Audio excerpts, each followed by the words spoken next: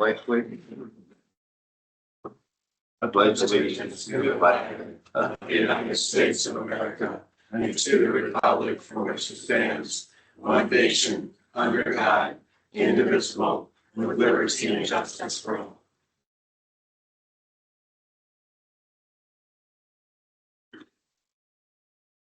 Welcome to Monday morning's meeting. Everybody, pick it up. I think I would ask for approval of the agenda, except for I believe we're going to remove the one that Griffin was going to present. Yep, and move it to next week. And move it to next week. Okay. If I could have that. Make a motion to approve the agenda as one. Second. Yeah, first and second, all in favor? Aye. Aye, motion carries. All right, did everybody get a chance to read the minutes from January 26th regular session? So can I have an approval of those minutes? I'll make the motion. Second. The first and second, all in favor? Aye. Motion carries. Approved liquor license renewal for Denali's on the River. Make a motion to approve. Second. I have a first and second, all in favor? Aye. Aye, motion carries. Approve the increase in depository for IPAIT. Chris, you want to explain what IPAIT is? I'll let Gina do it. Okay. I guess Gina's here. Yeah. Thanks. It's one of the bank accounts that we have. That's, we have the majority of our money in for the higher interest rates, so. All right, and That, And this is increasing it so that conservation can put in some money that they received. They can get some better interest rates. So that Yeah. memorial or donation, that conservation rate, is what it's for. then those, and they will get those monies back plus the interest. I make a motion to approve the increase in the depository. To what amount are we looking at? It's in your, there's a resolution in your folder. Let's just I make think- sure to read that out loud. I think it's 15 million.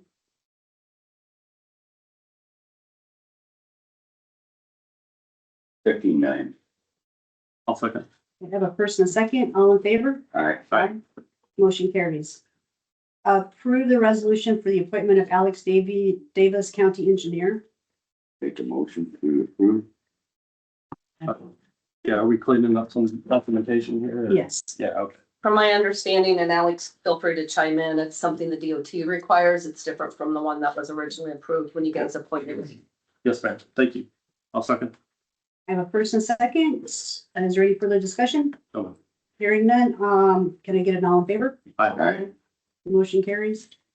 Approve the resignation of Ian Iversen, Financial Deputy Auditor's Office, effective February 13th, 2026.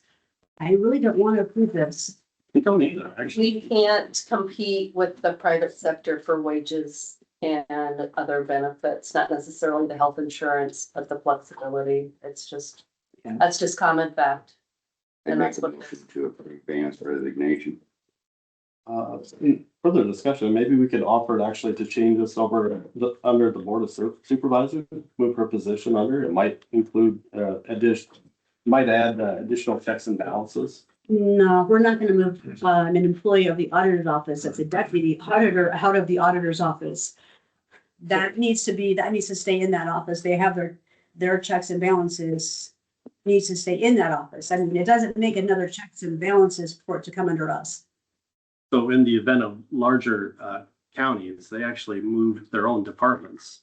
Blackhawk County, those other larger counties actually have their own finance departments. So maybe this is a discussion for another day, clearly, because Ann's amazing and we want her to, I think, the best opportunity she has, but I understand what you're saying, and yeah, the larger counties can afford an additional position, which that's what that is, and it's an additional position that solely does like management for the county, financial management. Unfortunately, we're not that big, so we don't get that, we don't have that no, luxury. but that might, It's that us might guys. offer you a chance, additional ability to audit instead of having to do both ends of the work, because, I mean, you guys got a lot going on, so if we can help in any way, that's. I would Like it. prefer to leave the position in my office. Okay, I'll second it. I have a first and a second. Any further discussion? Hearing none, if I can get an all in favor? Aye. Aye. approval of the 2026 fees for the zoning department. This is just something that I would like to basically get approved once a year instead of letting it go 7 years without, reviewing it. So nothing has changed from the fee schedule that you guys approved from 2025. And the only thing that I will add is the best items will probably be added next time you guys go to review and approve it. But everything has remained the same. Just looking for. So this is the beginning of an annual review for you. Yeah, I mean, I would Good for you. do annual versus. Yeah, that makes sense. I like that. If that's okay. I'll make the motion to approve it. I'll second. I have a first and a second. Any further discussion? Hearing none, I can get an all in favor. Aye. Aye. Item carried. So we need to place the following manure management plans on file if we could. L Hogs LLC, Fremont Township, Section 16. Prairie Gold LLC, Fremont Township, Section 8. Make a motion to place those on file. Second. I have a first and a second. Any discussion? Hearing none. And everybody that wants to approve, signify by saying aye. Aye. Aye. Motion carries. And we do need to set the public hearing for the zoning request for Ferman and Lorene Schwartz. Amber, Yep, I think that was set for February 17th at 9:15. I believe that's the date we need to approve. Yes, February 17th at 9:15. Tuesday. That's because Monday is a holiday. Ah. Yeah. I'll make the motion. Second. any further discussion? No, we could actually have that day off if we could have a week off if we just set this one out farther. If we do it. What's the timeline on this? How soon? I mean, it's a zoning request. I don't really want to push it off any longer than necessary, I guess. Any other time, I would say. Good call. You're welcome to. It's at your discretion. So if you want to push it off into a week. Are there any other steps after this that they would need approval to continue on? Do we have, well, second, do we have? It's middle of the month. We will have, let's see, claims are due today. Claims will be approved next week. You guys are still in January. We like to work a month behind. I was set that day for I thought it was next week, this morning, so. Yes, Oh. There would be two And resolutions. there's once you get to resolutions. these. and They need to have sub resolutions. All right, so we'll go 17th then at 9, and I have a first and a second on that. 9:15. 9:15, okay, all in favor? Aye. Aye. Motion carries. Next up is to discuss the American Legion sign. You're up. Hi, Good morning. thanks for having me today, and our concerns is your property, you own Buchanan County owns the American Legion property. And It's the food pantry, or not food pantry, but the senior center. yeah, the senior center. And what we would like to do up there is put up a new sign like you see around town, a lighted sign. And we'll just start and getting our ideas together. We got to get bids. This is just a sample. That one there's out of Texas, but they run from 25,000 up to 60,000, and no expenses to the county. We're going to pay for it ourselves by raising the money on our raffles, and that way the seniors can use it too, and we will use it. Like we have a sign there now. It's just with the plastic letters, and that takes about an hour and a half to do that. But so we work real good with the seniors. We like it there. That's our headquarters. There, and that's our post. That's where we are. And yeah, and then there's the part about wiring. The wiring on the southwest side, there's wire in there, but it doesn't work. So we will pay for that, but we're gonna have to have a contractor come in and get the electricity, find out where that wire broke in that parking lot. Sounds like we have some maintenance to do there anyway, so thanks for figuring that out. That Yeah, the electricity that's not been run out to that pole for like a long period of time, so we would not use that. yeah. we're on our first stages. We want to start here. And we talked to the seniors, they're all for it. I mean, but, then we just gotta go back and see what size we want, where we want to put it. And this would be digital, Yeah, so you could change it with the computer. yeah, or your phone. You can do it by phone too, some of them. Oh, that's amazing. Yeah. You see them around town, all these lighted signs. And this would this would be instead of the sign that we have up there currently, it would go in that same place. Well, we gotta debate that yet because they still have that, council on aging sign there. That's still there. So we gotta figure out what we wanna do. for it to Right. Be in that area. Yeah, I wouldn't want two signs up there, but if we're gonna replace that sign, I would think that this would be a good deal because, I mean, and you can always put a small NEI3A up at the top. It's on the Right. electronic, whatever. We'd have the council or up there, senior Yeah. center. That'd be on the sign. Right, so as long as that's on the sign, then I. Yeah, we'll put it on the sign. Along with American Legion post. Absolutely. Dawn, just one thing, I want to make sure that the city's consulted because the city ordinances with regard to signage might apply to something new that you're putting up in city limits, even if it's on county property. Would it be grandfathered in because of the sign placement that it currently is I at? don't think so. I mean, I'm not saying no, I'm not saying no at all. Right, I'm in favor of the sign. I just want to make sure that you consult with us and we follow the guidelines with regard to You don't mind signage. just touching base with them, yeah. We'll have to get a permit from the city, right? yeah, Yeah. yes, we'll have to get a permit, so we would have to do this. Yeah, Yeah, we'll get that. Like I say, we're on the first stages. We'll hit everybody. Yeah. That we need to. Even if it needs, Just comment on the wiring. I think when Clayton was still on, we had investigated that and there's a break midway from a building out through the pole. right, so And we were gonna fix it when we decided to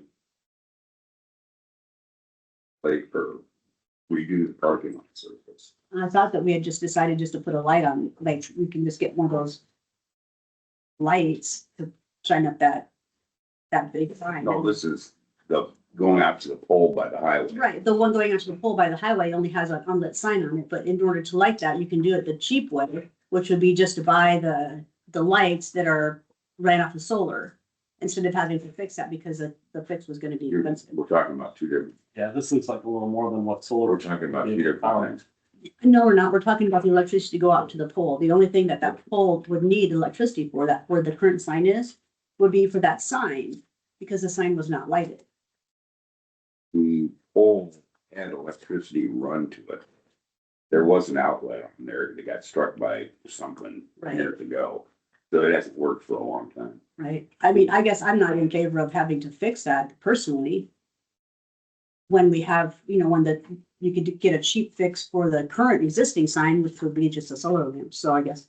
To me, that would go on, if somebody wanted to put up a new sign, They got power of this. Yeah. fix it. that would be their, Maybe we just leave it up to them to provide us a proposal when you guys get into the longer conversation and then. We're gonna pay for everything. The fixing the wire, the sign and everything. No cost to the county. because they might not, you might end up having to put the sign where the light pole was or something like that, or in, That's knocked over right now, I know. yeah. It's possible. I mean, there's electricity to there. Right, because we were looking at one point, I'm, for the sign guidelines, I don't know what the sign guidelines are. So there might be that big of a setback, I'm not sure. And I'm pretty sure that probably Brad or Ralph don't know off the top of their head, that's, No, because we had a moratorium with regard to it while they were reworking up some of the ordinances on planning and zoning, so I'm not positive that it's come back to council yet with regard to the finalized version. Pretty normal, yep. Make a motion that, to allow the American Legion to go further on this and bring us back a proposal after you touch base with everybody. I'll second. I would like to add the caveat that this also has to be approved by the Council on Aging and it needs to be ran by, the sign needs to be in compliance with Independence ordinances. I'll amend my motion, please. I'll second the amended motion. All right, I have a first and a second. All in favor? Aye. Aye, motion carries. Sounds like a great project. Sounds like a great project. Let me know when that fundraiser's up. Thanks for your time. This is See you tonight, John. Okay. And meeting Meeting with Tom Griswald, selling, regarding selling real estate. I got We nine. got our 9:15. Practice. Okay. Sorry, I passed over that one. Burning right through it. Right. Right, so, Make the motion to open the public hearing. thank you. Second. I have a first and a second to open the public hearing. All in favor? And Motion carries. All right, we received two bids. The first one I have here is from Bruning. And I ask this every year. Division 1 is north or south? Remember, I'm pretty sure Division 1's newer. Thank you. Okay, Division 1 for tonnage, 54,500. Unit price 15.439. Total amount 841,425.50. 841,000. 425.50. Division 2. Same tonnage. Dollar amount of 15.459. Total amount 842,515.50.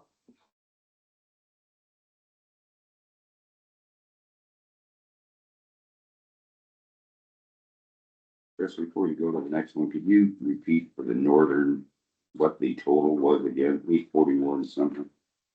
841,425. Welcome.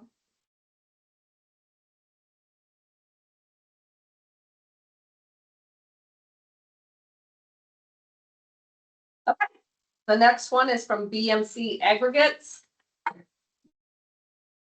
And Division 1. The tonnage amount is the same.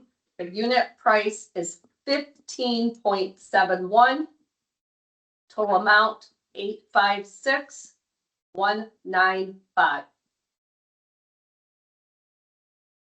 Division 2.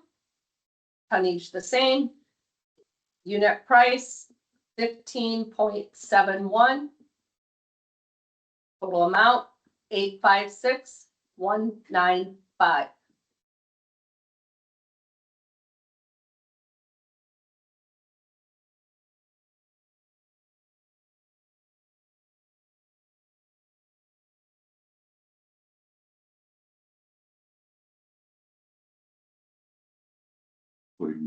Make a motion, we accept the Bruning quote as the lowest bid.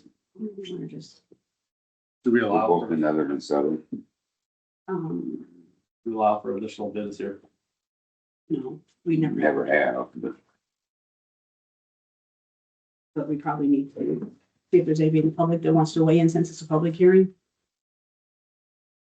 Right, maybe we should close the public hearing before we make our decision. I'll make the motion to close the public hearing. second. Yeah, first and second, all in favor? All right. Aye. All right, gentlemen, what would you like to do? I'll repeat my motion. I'd like to award to Bruning with the low bid of 15,439. And 15,459 for the southern. I'll second. First and second, any further discussion? Hearing none, I would call for a vote. Do we want a roll call on this or just Seems, okay. all in favor? Aye. Okay, motion carries. Very good. Thank you, gentlemen. Appreciate it.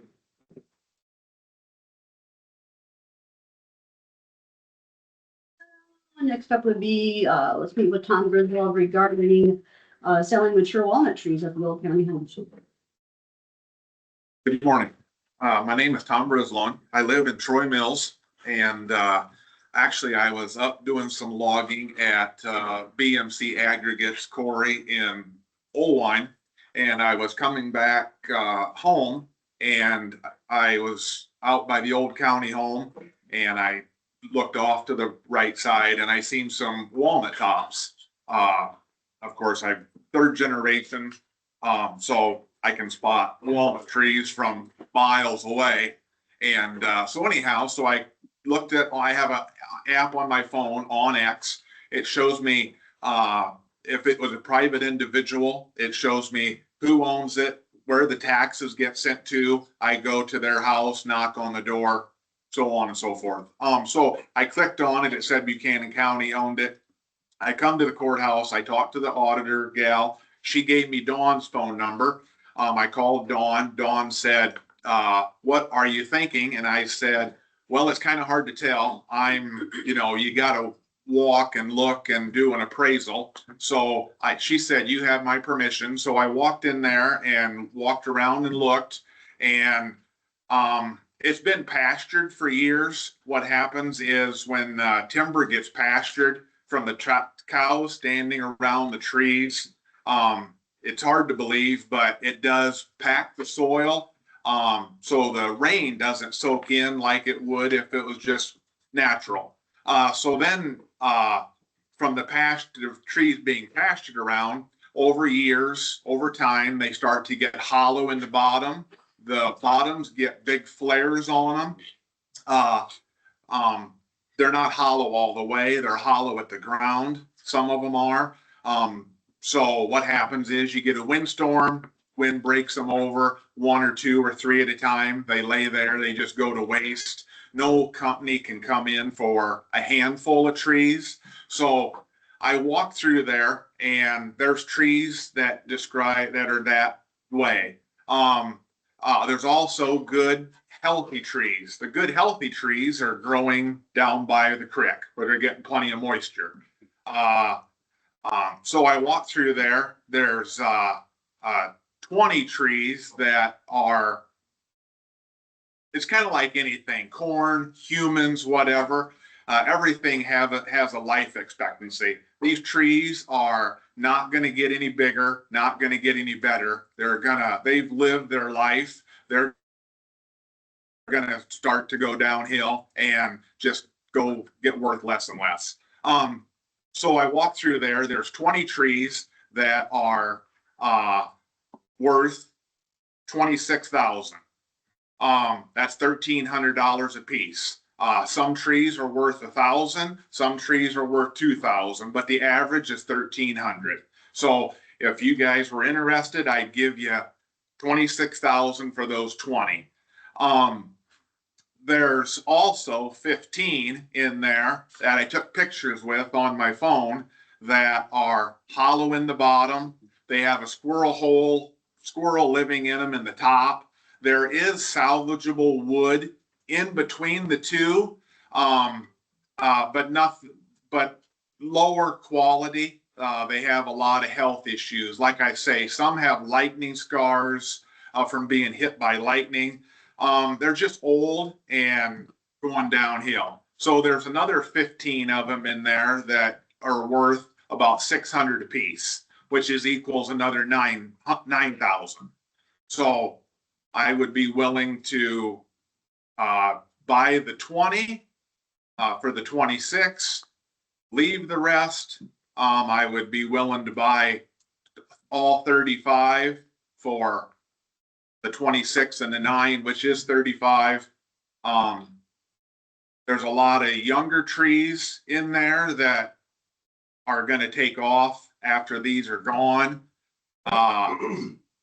It's one of them things. I do the work myself. It's not that I go contract somebody out. If you guys say, could you do this? Could you do that? I do it myself. So it's not me relaying a message.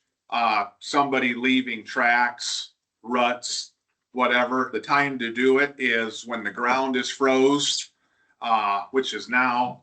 I have a machine. Most machines that you use for logging, it's a 4-wheel drive machine with a blade on the front, and it has a winch, and then it also has has the main line, and then it has 10-foot cables coming off of that. So you would fall the tree, you would drive in, get off, hook the tree up, and pull it out to a clearing where the semi could get to it to pick it up, so on and so forth. My machine has that, but it also is a new machine, so it's like a new, of course, new John Deere tractor. Has a lot of options. You don't have to get off. You just it has a grapple in the back, and you just stay in the machine, and then you just back up to the tree, and you just open your grapple, grab the tree, lift it up, take off, head to your landing. If you guys were interested in selling, when you have to do all that physical labor, most people don't offer that. If you guys, for my machine, it's easy. If instead of having 35 trees, the tops, usually the tops fall, you leave them where they lie. Rabbits and wildlife live in amongst them. With the machine that I have being so handy with that grapple, you can take those tops in a matter of no time and pull them, 8 or 10 here, 6 or 7 here. You can kind of put them in a general area. You can't bulldoze with it. It's not a bulldozer, but you can get them in a general area. So I'd be willing to do that. If you didn't want them moved, of course, if you were out there looking, you're going to see trees laying all over already just from falling down, old age, so on and so forth. So I was just, like I say, I was just driving by and it caught my attention. So I thought I'd ask if anyone is interested. So from what I'm understanding with your machine and the grapple, then you're not dragging it. So you're not making furrows in the frozen ground. You're actually picking it up and transporting it that way. Well, it's half and half. Yeah. You gotta drag it to a better location. Yeah, so the only part that would touch the ground of the log is like the last 1 foot of the log. This time of year, of course, I've done it all my life. Springtime, you got the heavy machine, you got dragging. Of course, out there is not hilly, but you get into the hills. So it's not like you're gonna Yeah. have a lot of damage. Yeah, I've seen places where you do it in the wrong time of the year and you go up an incline, and of course the log is dragging, and then it makes a furrow, and 10 years later you got a ditch started. So there's a lot of people that, I shouldn't say a lot, but there's several people that do what I do. I buy trees when the frost goes out. I buy trees from then until October 1st. And then from October 1st until the frost goes out, that's when I work. So I'm buying in the summer, working in the winter. The reason is a lot of times you don't have access because of the crop fields. You can't get your logs to where they need to be for a truck to get them. Also, just the disturbing the ground. This time of year, you can't even, it doesn't even leave a mark. And summertime, it would have scuff marks all over, so. First of all, I don't have a conflict of interest, but my name is Keith Whelan. My grandfather was Harlan Whelan of Whelan Sons, so I'm not going to vote on this, but I have a series of questions, obviously. First of all, are there other locations in the county that you noticed as well that maybe we would want to sell logs? I guess I really never looked because, like for several years, I just buy from private individuals. And then all of a sudden this year, I reached out to Windling Quarries. Down where I live and east is Windling Quarries have tons of ground. So I thought, well, it's worth a try. Mm-hmm. So I went and talked to the guy that is in charge of that. And he said, this has really struck my attention. He says, go look. Well, we did one and then we did another. And now I've been to every one of Windling sites. And then there's a gentleman that these guys probably know, Sherm Lundy. Yep. Anyway, so Sherm is in charge of BMC. Mm-hmm. I did a job of his and he said, this is fantabulous. Yeah. He says, you have my permission to go to all of our properties and, you go look, and if there's something there, we're interested because we're into rock, not trees. Right. So I've been to every one of BMC properties. There are Buchanan, well, it could be different. I have, coon dogs, and so I'm coon hunting at night, and there's a spot down there that is in Buchanan County. But and it's just like, between Kowalski and Troy Mills, and there's walnut trees on that property that I know of. But if it's owned by county conservation, we can't, that's not our True, beast, that's but- their dog, that's their beast. We could have the same conversation all at the same time if we're doing this once, and we could do it with everybody.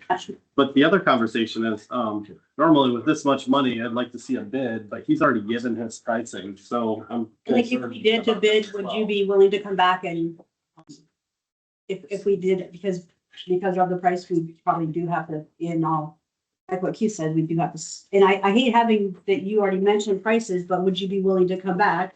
And if somebody else went lower to potentially rebid on it? So we're concerned that you've already given your pricing. Correct. And there are several ways to, I'll kind of step back a little.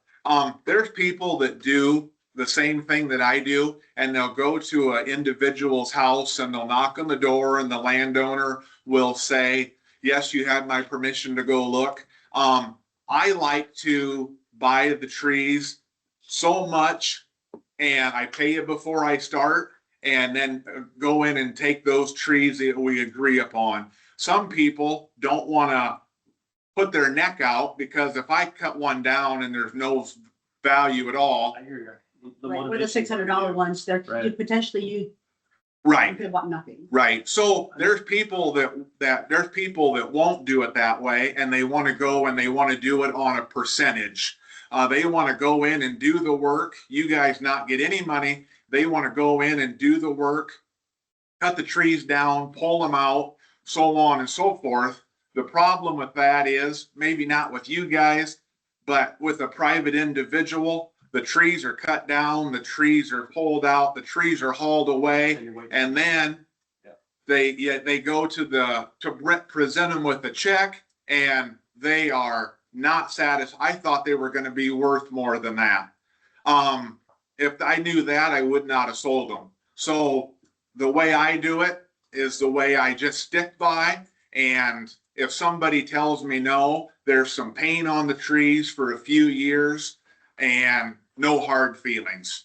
So the other conversation to consider is those old growths. Okay, there's mature growth, those that are ideal to cut and to harvest and things like that. And then the old growths that are kind of past their prime anyway. I'm entirely fine with leaving old growth trees on the property, because they are a beautiful thing to look at.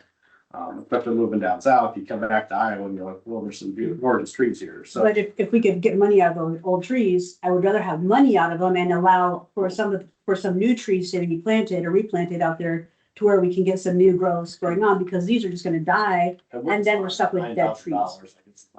So, yes, it is money. You're right. It's positive revenue. And then we have to figure out if they fall over, we have to figure out a way to either, we have to leave them or we have to clean up the pasture. Well, it creates animal habitat as well. So I'm And- entirely fine. with You it. also have, family renting that for pasture for cats. So we should consider with them and 100%. conversate. Well, I mean, we can, I understand they're renting it at the same point in time it is our ground, we just tell them they, need to move their cows for 24 hours or whatever, or move them to the other. Yeah, that wasn't what I was getting at is like the old growth, the pile of trees, how much is that gonna take away from pasture that they're renting from us? I just think that communication should be opened up with them. I have a feeling those cows are probably gonna know if those trees are growing before we do.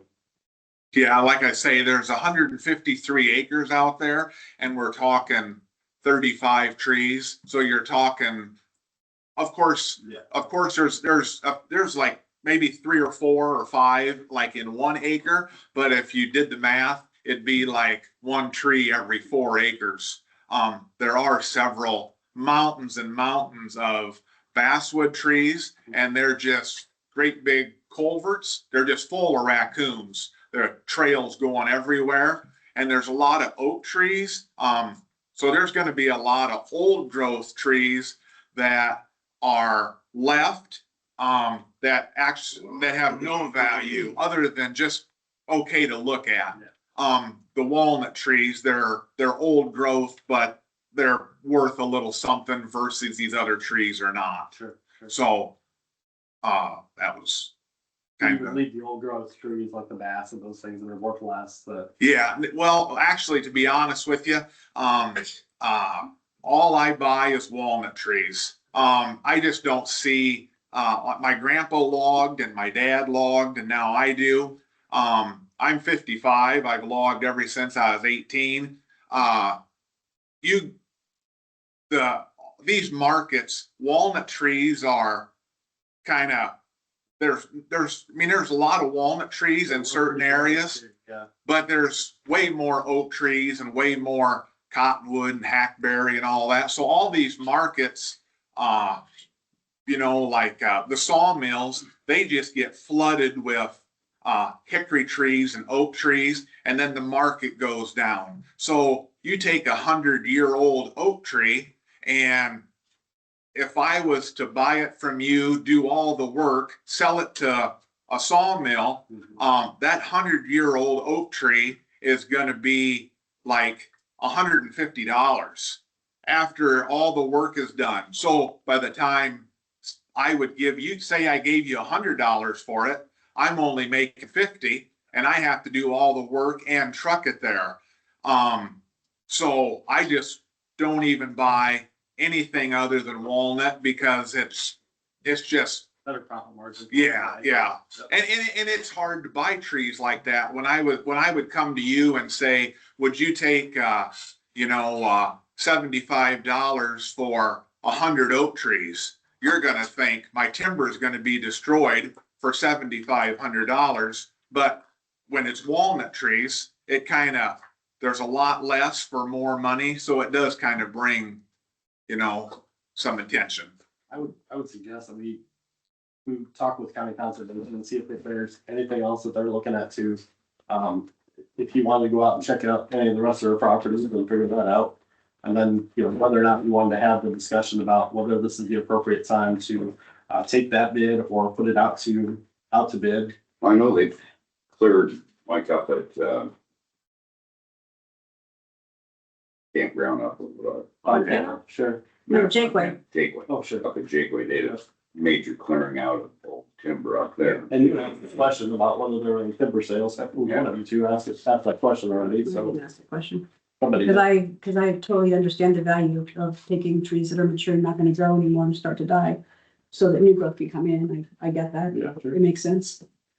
Well, it eliminates what we're going through from the cemeteries where they're knocking down the trees and pioneer cemeteries and the process have to be cleaned up. Damage headstones and everything, If we have some sort of liability concern or, like you said, the livestock to worry about. Because of the way that this was presented and that, and the way that you log, I like that there's a lot of value in not having a lot of stuff tore up and there is a value in getting the money up front instead of after you sell the trees and give us a cut when one never is sure what that cut's gonna be. So I like that. I would like to make a decision on this property and then we can also contact county conservation. Like Keith said, that's a good idea.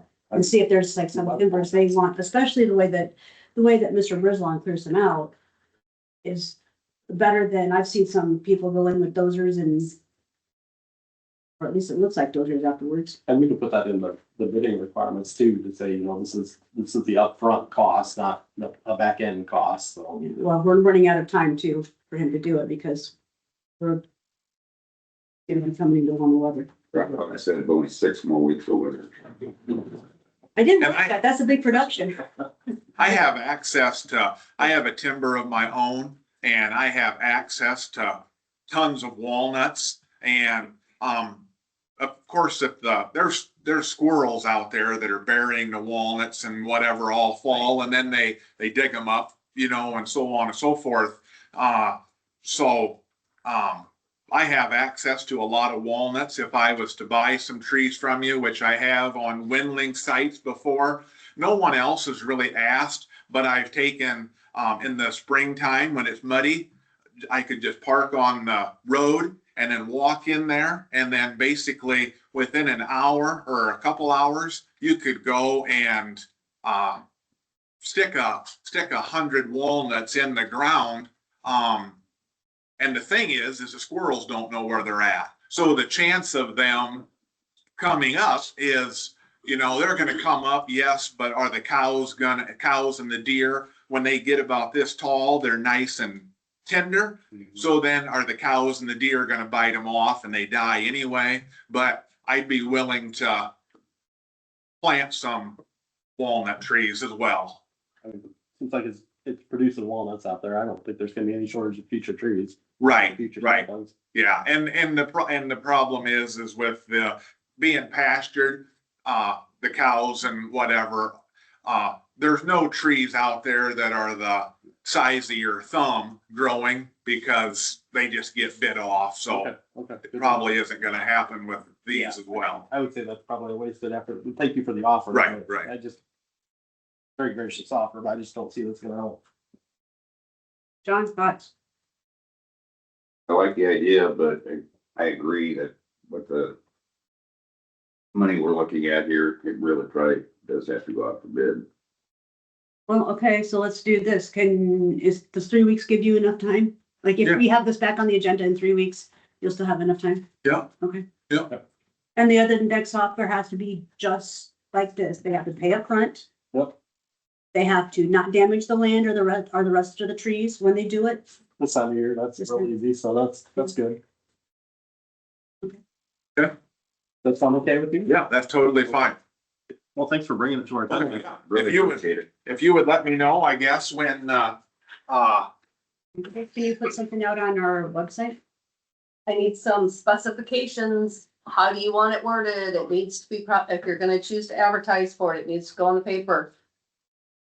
I would say something to the effect of 20 mature growth walnuts and what'd you say, about 10? there's 15 of those old growth ones, yeah.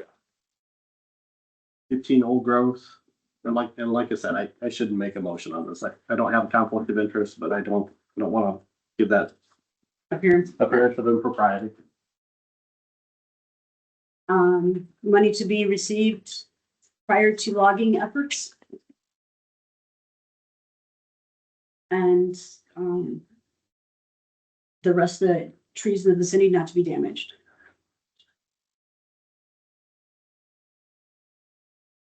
And the bids due by today. 3 weeks would put a. Bids due by the 23rd. 23rd. Logging to occur before, spring. Gonna go back on the bids be opened on February 23rd. Yep. Make that motion. I'll leave you guys a card, my number, Thank you. everything's on the back. So I appreciate your time. Thank you. Now, will that be his bid? Or does he have to, put another one in? He can change his bid if he'd like. Yeah, Yeah. he can come and, do you want to stay with? Did you want us to present a new bid at that point in time, or just have this your standing offer and then? When you gave me permission that time, I just didn't know if it was just gonna, get laughed at, I didn't know what was gonna happen. So I, if you would give me a chance to, I just was in there for literally an hour and 15 minutes and did a quick walkthrough. If others get, They will get that same opportunity, so. yeah, go so, ahead and- I mean, if I could look and Yeah. reevaluate, I would. It's not that I was trying to lowball. No. No, I don't want you to think that. I just was really kind of cut short for time, I guess. yeah, nope, go ahead. You have permission to go back in there Okay, and represent. Yeah. okay. Submit one that's Thank you, that's fair. advertising that we can, Yeah. have with the others. Yeah. Yeah, Yeah, and I think my card is up there. You can just send it. I have one of your cards Okay. from the other gal, Okay, great. so, okay, perfect, thank you. Appreciate it. What time do you want to open bids? 9:15 On the 23rd, on the 23rd. okay, thank you. Thanks. I make a motion, do I have a second? Oh, is there a second? Second. All in favor? All right. Aye. Abstain. Yep.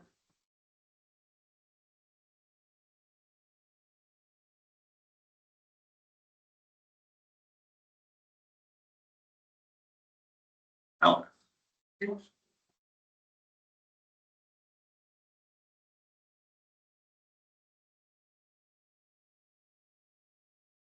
Which one would you like to start on? We got dump trucks first. Okay, so we are looking at going out for quotes or bids on 2 dump trucks right now, which Scott Foreman and I put together specs for it. So we're looking at going out right now, they're next year's budget, but right now to get a rolling chassis is about 8 weeks, and to get everything squared away with plow equipment and all the other accessories, it would be about October, November before we can take delivery on it. We're looking at Western Star. We've done that the last couple times. Our guys seem to like them pretty well.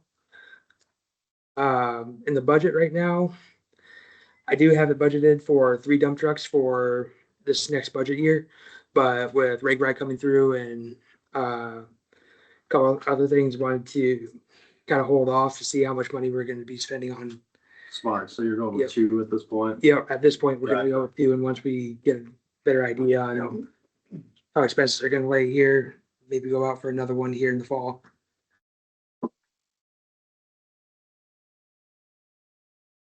We've discussed in the past that hard to get parts for some of these, Yes. so, really important, keep revitalizing our fleet of trucks.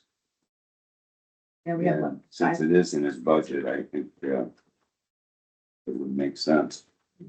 we have what, 5 trucks, Alex, that we can no longer get parts for, or that are, We have 8 Sterlings in our fleet, which it is getting very, very hard to find parts for them now. because they no longer make Sterlings. Yep.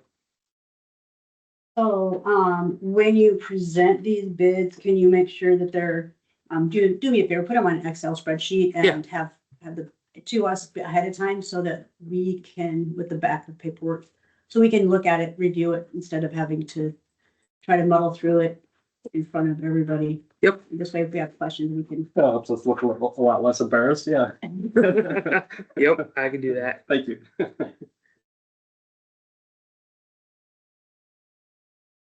Want me to answer a quick question? Yeah. When you're purchasing new trucks, do you trade in the other one, or can you keep those and use them for parts on the other one? Or how does that normally work? Typically trade in. Yeah, we typically trade in. We'll keep a couple trucks around for spares, but typically the spares are worse than what we're replacing. We'll trade in the spares and move things down the line, but And with the limited parts on that, it kind of makes sense this time. If there was better parts available, maybe we'd put it out for auction or something, but. No, that Yeah. makes complete sense. He had mentioned that the problem with getting parts, so it immediately triggered for me, well, is this a way to get some of the parts that you might need for Yeah. servicing the other Yep. ones, but Mhm. probably get more money on the trade-in and more valuable to you. We kind of had this discussion before where it's always the same parts that kind of wear out on the Sterlings, so we're not really getting ahead too much of it. Yep. Sure, thank you. Yes, sir.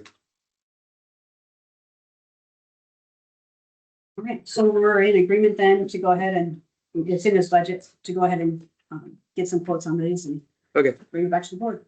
Okay, we'll probably set I know it says February 20th on here. We'll probably try and have things put together for the first meeting in March. Okay. Then that works. Sounds great. Do we need to put that on the agenda now or? You can just let me know. Yes, ma'am. Okay. All right, man, we get to meet with you again regarding DOT funding. Yes. So We have a funding agreement for the bridge on 150th Street. It's basically the DOT authorizing us to use our bridge replacement funds for the replacement. And with this one, this is the bridge that talked about earlier, where since it's off system, we'll have to front the cost up front and request reimbursement as construction progresses. So in the end, it's not gonna cost the county any money, but We have to pay. Yeah. Yeah. right, We have to have the upfront funds to cover. right. Is this the one that the damage with the semi? Yes. Yep, this is the one where the semi went over the rock. Are we gonna have a taller guardrail this time? Yes, and wider bridge. We're good.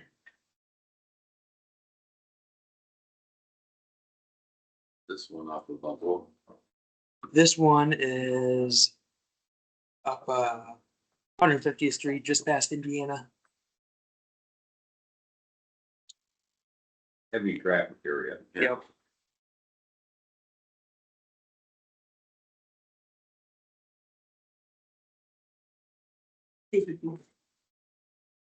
So what we need is, we need a motion to, oh, Keith is doing this one thing, he doesn't like to, Sorry about that. it doesn't collate stuff, No problem. Just gotta hit that 7. you do, and it's very deep within it. I might have done this at time too. So basically, you just need the board's approval to proceed and sign Yes. the agreement. Yes.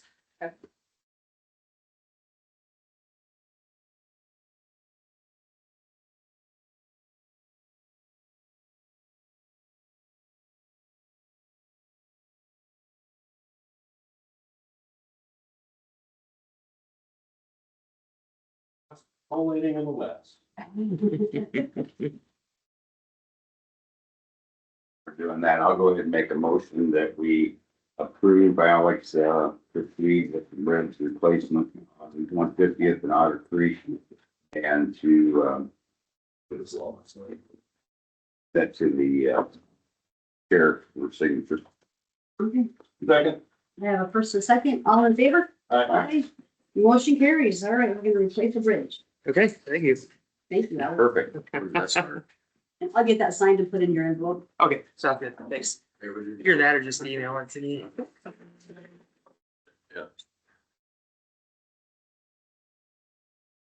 We have a fiscal year 27 budget update.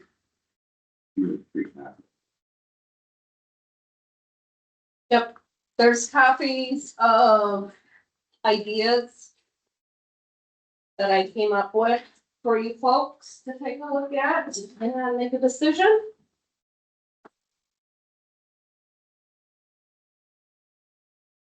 Coming back to this one.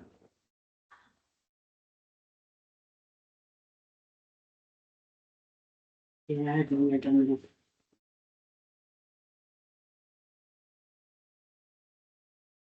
So how do you have these organized? Oh, there we go. The 3 different options are on the second sheet, or? All right, Teresa, if you want to go over this with us, please. Yep, I'm just gonna zoom in here a little bit.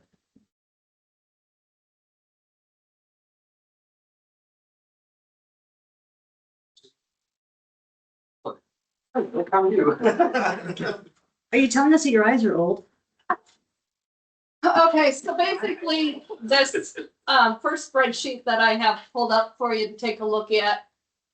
After going through the reestimate on the budget worksheets that you folks went through with the department heads.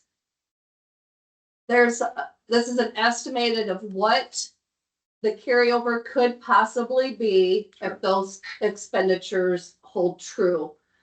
Which, keep in mind, a lot of that is like looking in a glass ball for projections. But that's the man, it's not a guarantee. That's why I have Yeah. estimates right here. Yes, ma'am. So then the next, below that is the fund balances that we had for our annual financial report for the general, gen sup and the rural. That was as of July 1 of 2025. Okay.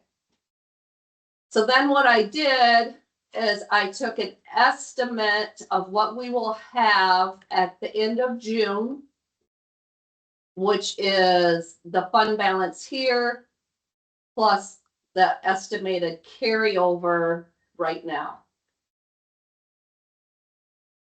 So the general fund would be 6,027,000. Yes, Okay, so that's estimated. but we still need to cover expenses for August and September and. That's my next step down there. So that's kind of a rough estimate of what we've done in the past. And keep in mind, this was expenditures for fiscal year 26. For July through September, those were the expenses that we had.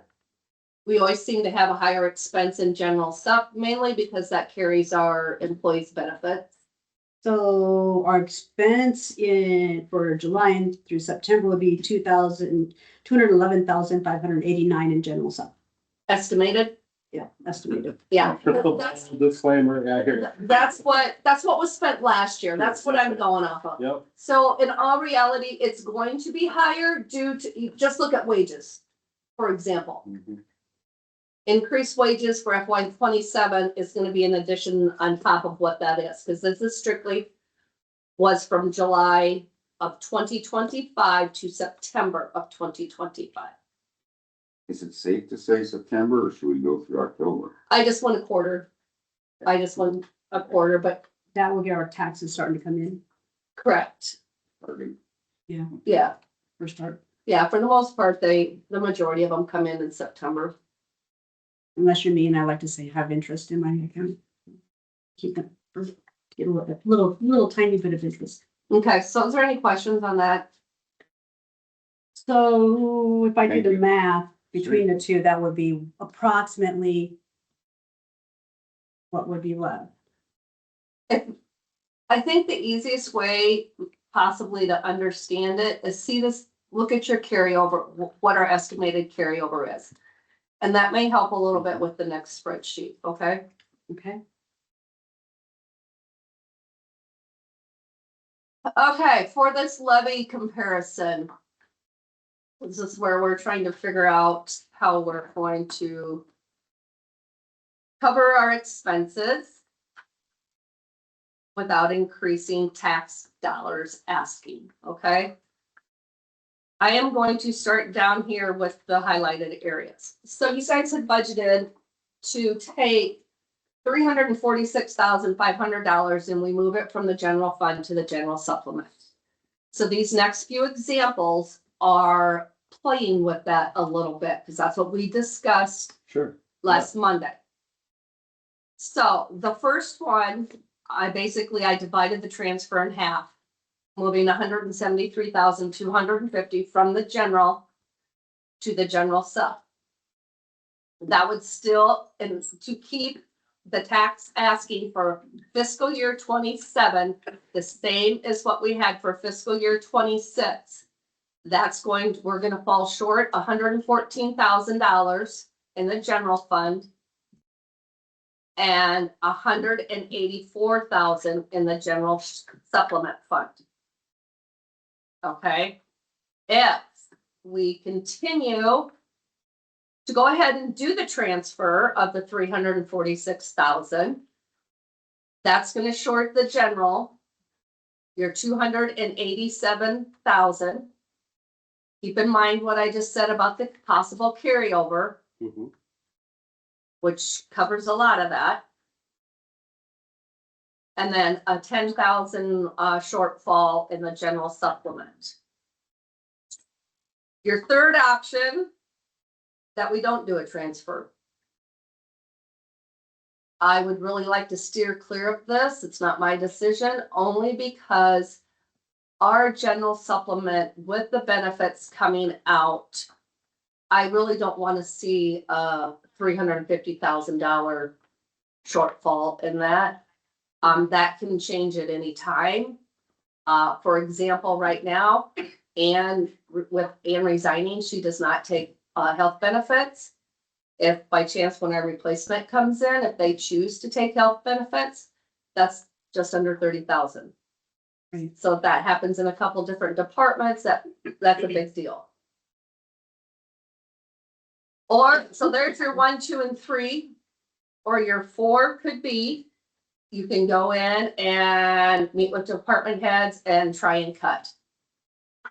This last one is what, it basically just shows your levy rate. Yes, our levy rate is dropping, but overall you gotta look at your tax asking.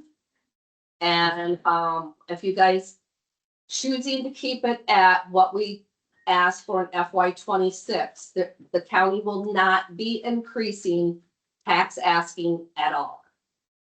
I would like to. But that's not going to increase. cut into your fund balance, so it's your guys' decision. Unless, if you don't wanna take out of the fund balance and you want to try and meet with department heads again, that's something you're gonna have to decide. We went through those budgets the one time and there's no fat there. There's a couple departments. There might be a small items here and there. But there's not that much. And if we're looking at, our carryover balances and things like that, then it's worth having the conversation just one more time to say, let's just double sure we're trying to set up an ambulance service. We're trying to cut every corner this year. Well, I mean, I know like the recorder's office, there's no fat there. I didn't see, there's no fat in Gina's agree. office. I mean, they buy paper clips. In fact, we transfer paper clips around from office to office. Recorder's office, physical health, mental illness, IT, roadside, VA, treasurer, GIS, secondary roads, HR, board of supervisors. I mean, I didn't see anything there. There's no fat there. And secondary roads, we have to make sure that he spends the right amount of money. He needs to buy a Otherwise, bridge. he loses the funding from the federal government. We don't want to lose 25% of I that agree. budget.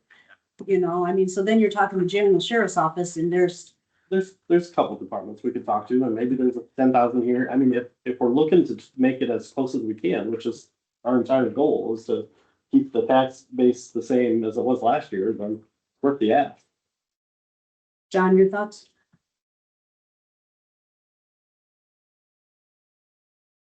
I really don't want to have to go back through all the budgets again. We don't have to go through all of them. Yes.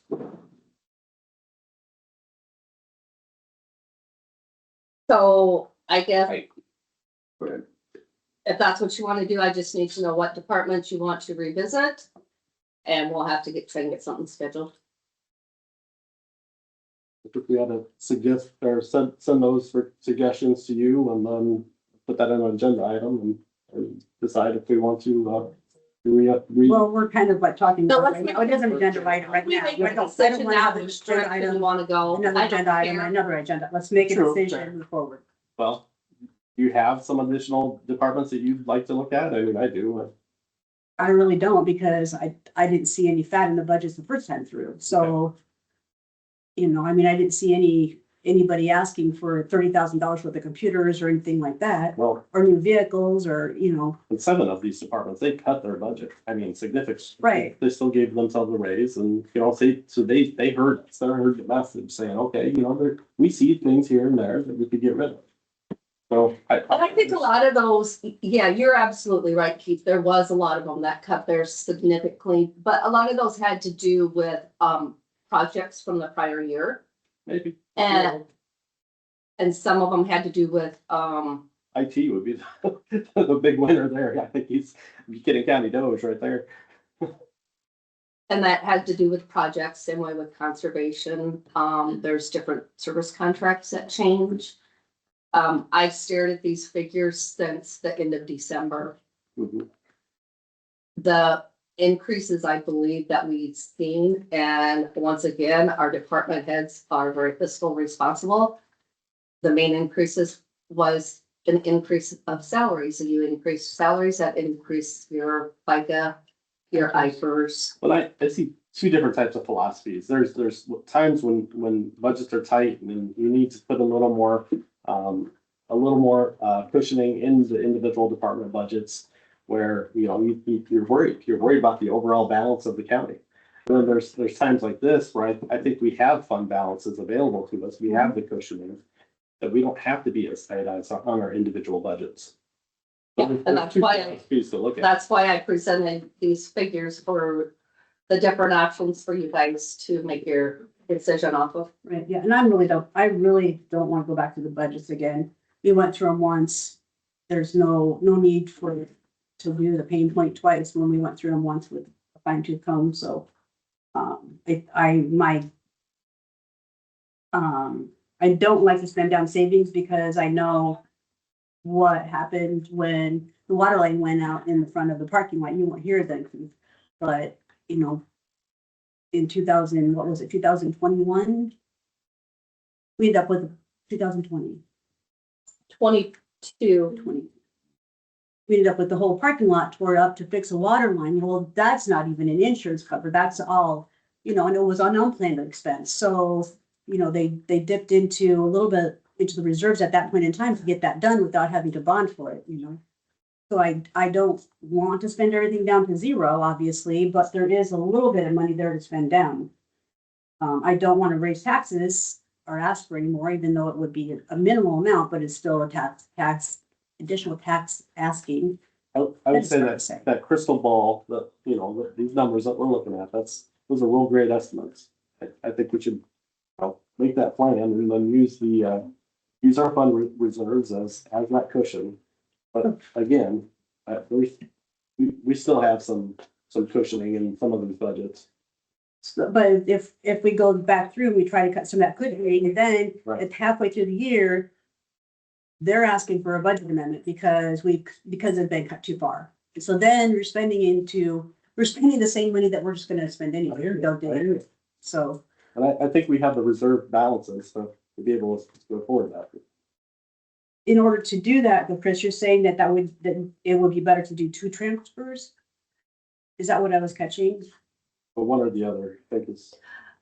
These three things up here are they're three different options for you. You guys originally budgeted to do this transfer of the 346,000.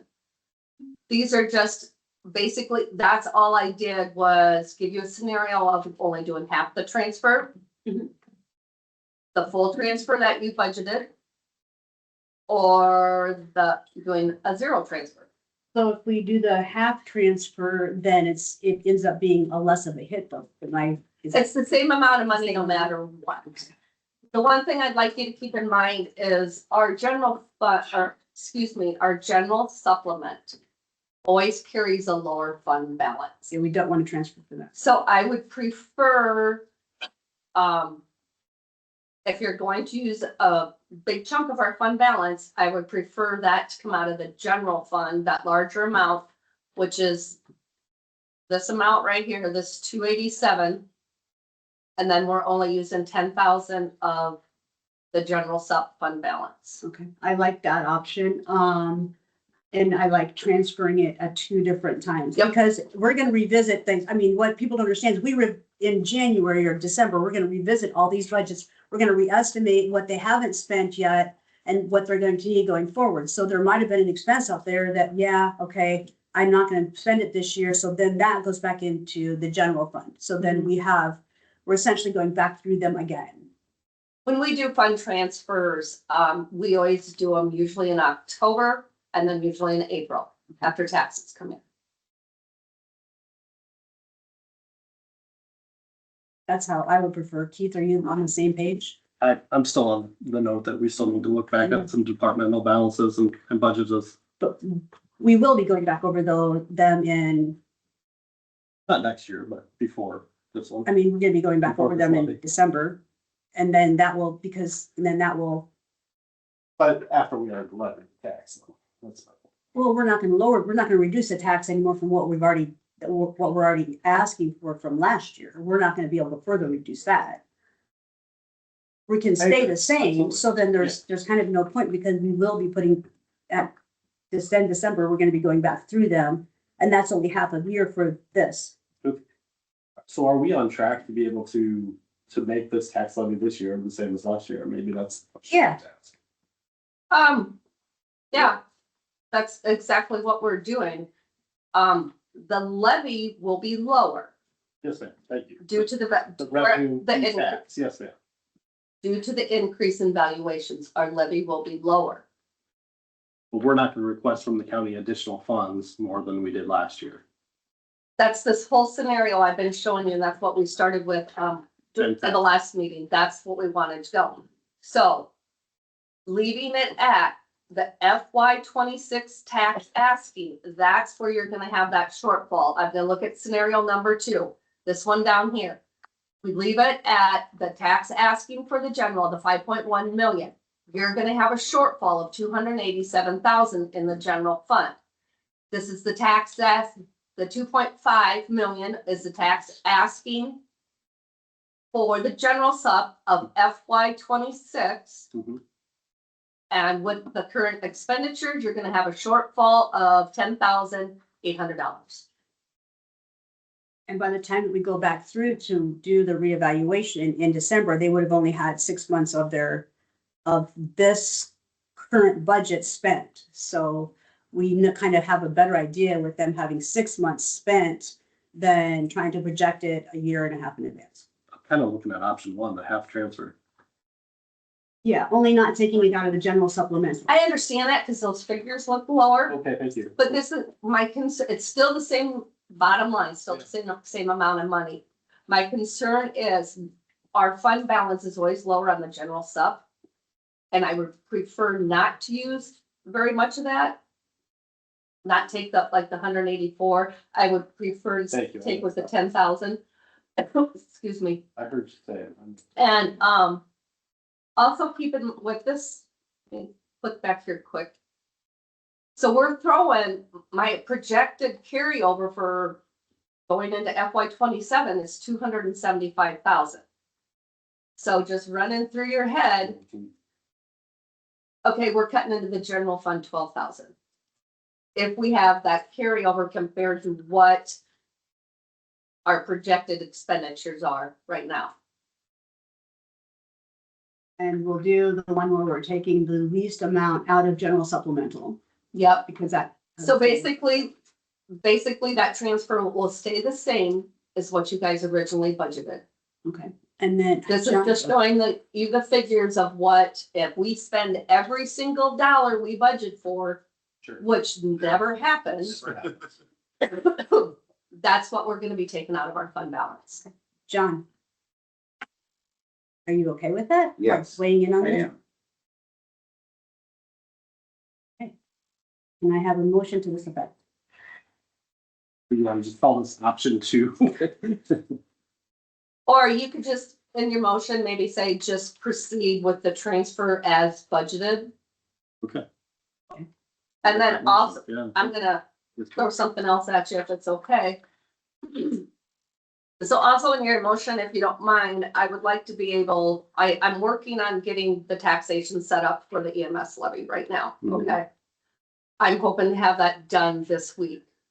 So then I can proceed with putting everything into the Department of Management to get the proposed tax mailing out, which I've already contracted with that with the same services we did last year. And my goal is to have it to them by the 27th of February, so they can start putting everything together, and then that all comes back to me, and I have to prove every single one of them. And they have to be mailed out no later than the 15th of March. So that's, I would like to be able to get them out that second week in March, so give them a week to put it together, get it in the mail. And then with that being said, after the 15th, we have between 10 and 20 days to set the public hearing for the proposed tax notice. And I would like to set that for March 24th at 9 a.m. Now, keep in mind, that is on a Tuesday because we cannot have the proposed tax levy hearing the same as a regular board meeting. And last year we had it, I think I had it set for like 8:30, and that wasn't enough time. So I would like, with your permission, to move it to a completely different date. So if any citizens come in, you guys have the opportunity to answer the questions they have. Got it. So we're looking at 9 a.m. on the 24th. Yes, Chris, I think you said March 15th, which would be a Sunday. I think you mentioned. no, that's the deadline. That's the deadline by law. We have to have the proposed tax notice out. On the Sunday. Yep. Yeah. House File 718. We have to have it out by March, and I want to have it out before then, like the week before is my goal. Sure. Okay. She could technically put it And- for 14. With that being said, remember that really confusing mailer that everybody got last year that told us absolutely nothing, that made everybody That's mad? exactly what you're gonna. That's what you're gonna get. Taxation. Yeah, And it cost us all quite a bit of money to have it done. like $10,000. All right, so the motion it sounds like you're looking for is proceed with the transfer as planned. And then to set the tax hearing on April 24th at 9 a.m. March, Excuse me, March. Yep. Oh, gosh. So sorry. March 24th at 9 a.m. I will second that. All right, I have a first and a second. Do you want to roll call this one, Chris, since it's budgetary, or do you want just an all in favor? yeah, we can, because I'll put a roll call on the resolution for that. Kurt's aye. Wheel and I. Global eye. Right. Got through that. Good stuff.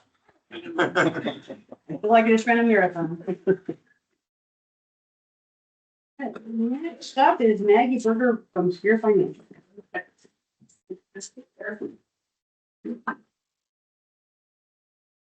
Good morning, everyone. Maggie Berger with Spear. Thank you for having me this morning. In your packets, we put in, I believe, some information about timing based on what we talked about last Monday morning regarding issuance of debt and internal issuance for your ambulance, sort of this pre-work that we're talking about. So once I went through and looked at that budget, and that was that very colorful, Dawn, thank you for resending this out. I think I had not had it, but everybody else I think had seen, or no, you hadn't maybe seen it. So when we looked at the expenses related that were capital. Towards the back. Yeah, sorry, they have our logo at the top.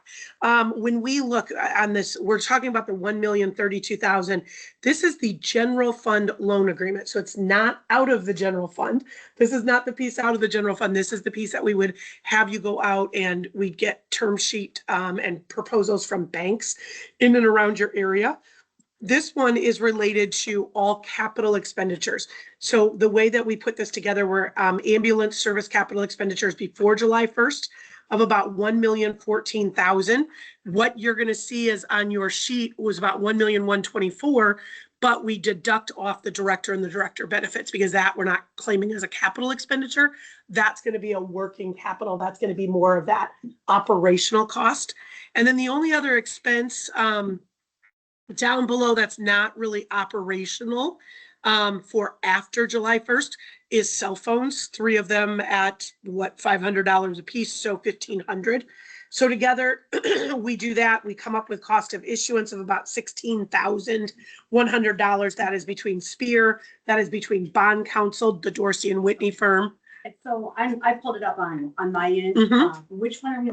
So the $1,032,000, it's got a timeline on the front of it. Yep, we're on page 2 and page 3 of that resource document. So we've got the ambulance expenditures for capital for before July 1st, after July 1st. Again, just the cell phones being capital expenditures. Everything else on that budget was more operational expenditures after July 1st. We've got cost of issuance on page 3 of that handout. Again, that's Spear Financial's fee for putting together term sheets, getting all the paperwork done that way, debt service schedules. And then bond counsel of approximately $10,000. So we've got about $16,100, and this is the loan agreement that would go out to a bank. This is for capital expenditures.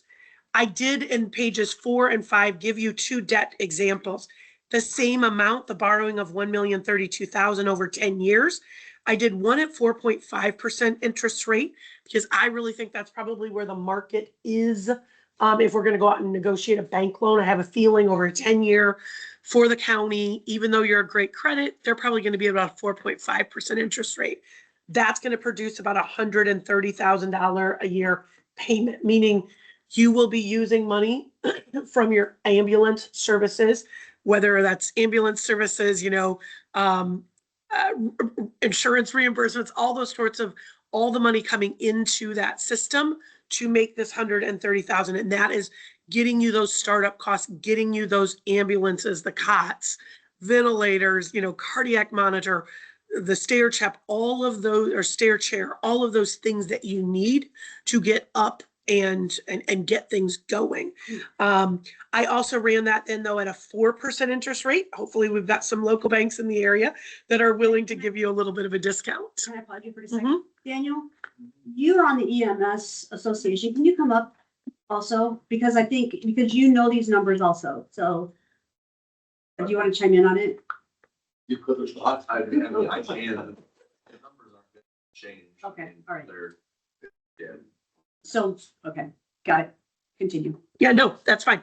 So if you were able to, you know, if a bank was able to give you a 4% interest rate on this external loan versus a 4.5% interest rate, then you're looking at, you know, dropping by about $3,000 or $4,000 a year in payment size, you know, from 130 to 126. But this was, you know, based on our conversation last week, our recommendation and your recommendation to go out and ask for these capital one-time expenditures out to get things started. And so this really doesn't have anything to do with, you know, this doesn't have anything to do with salaries, benefits. This truly is these one-time expenditures that are going to happen in the next 5 to 12 months that you're going to need to expend to get this system up and running. Not regarding, again, salaries, benefits. The first page of that handout, the $1,032,000, this just uses our normal timeline for this type of process. We would have you set a date of public hearing on February 17th. You would hold the public hearing and approve the use of the preliminary term sheet on March 9th. And then on March 10th, the county would send term sheets to the bank. We'll assist you with getting that process all taken care of and what you send them and what language you send to them, et cetera. And then March 24th is when we would ask for proposals from the bank back to the county by 11 a.m. We will then process that information. April 6th, you would award or authorize. So that means, again, taking whoever the lowest interest rate was, or if they all seem out of the realm of possibility, rejecting them and saying, no, we're going to have to look at this a different way because we're not going to accept a 6% interest rate or something like that. And if everything goes as well goes as planned on April 6th with an award, then April 21st would be the day you would have this money.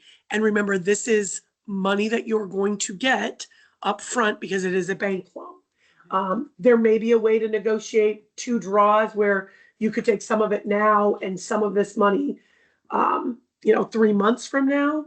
But likely this is, I mean, we know that 500,000 of it is to purchase ambulances and you're probably going to try to run out and purchase those ambulances as quickly as possible. Okay, so Gina, you might know this, right? And Maggie, you might also know this. So if we get this money all up front, I know that there's gonna have to be a separate account set up for the ambulance funding.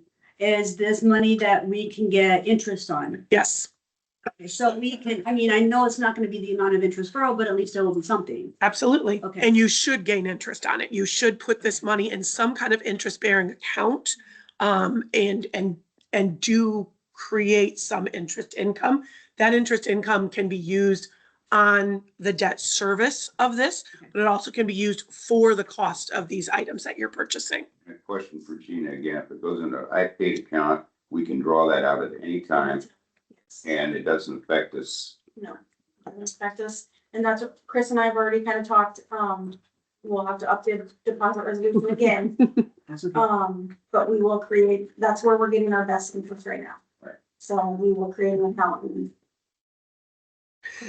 And to be very honest, on the day of closing, we can make it on April 21st, 2 different ways, whoever the bank is. They can cut you a check and you, the county, can take that check in hand. If you've done the depository resolution prior to that April 21st date, technically the bank can wire the money to IPAIT. Most of our clients who issue large bond issues wire the money directly to IPAIT and it's out of your hands. You don't have to deal with it. That money goes directly to IPAIT. You know it's coming in, but we do that all the time because typically banks have a hard time. This is only $1 million.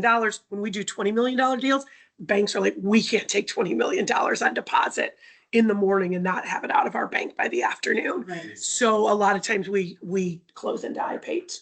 Okay, that would be perfect. Yeah. That would That saves. So I'll just make a note of that, that we'll discuss that and get that all lined up. Maggie, can I ask a question? Yeah. We did the two-draw system on some other things that we've done as well. Is your interest rate that you're getting on the money that's come to us, that's sitting in our bank? What's the difference between that and the interest rate that we're having to pay on the loan? Yeah, so we're projecting probably a 4 to a 4.5% interest rate on the loan. And I would think IPAIT's rate is about 3.7, 3.6. I looked this last week, Yeah. but we were close to 4. Right. IPAIT has a pretty, I mean, theirs is moving with the markets, but again, they're safe and secure. So you're gonna be right around that same.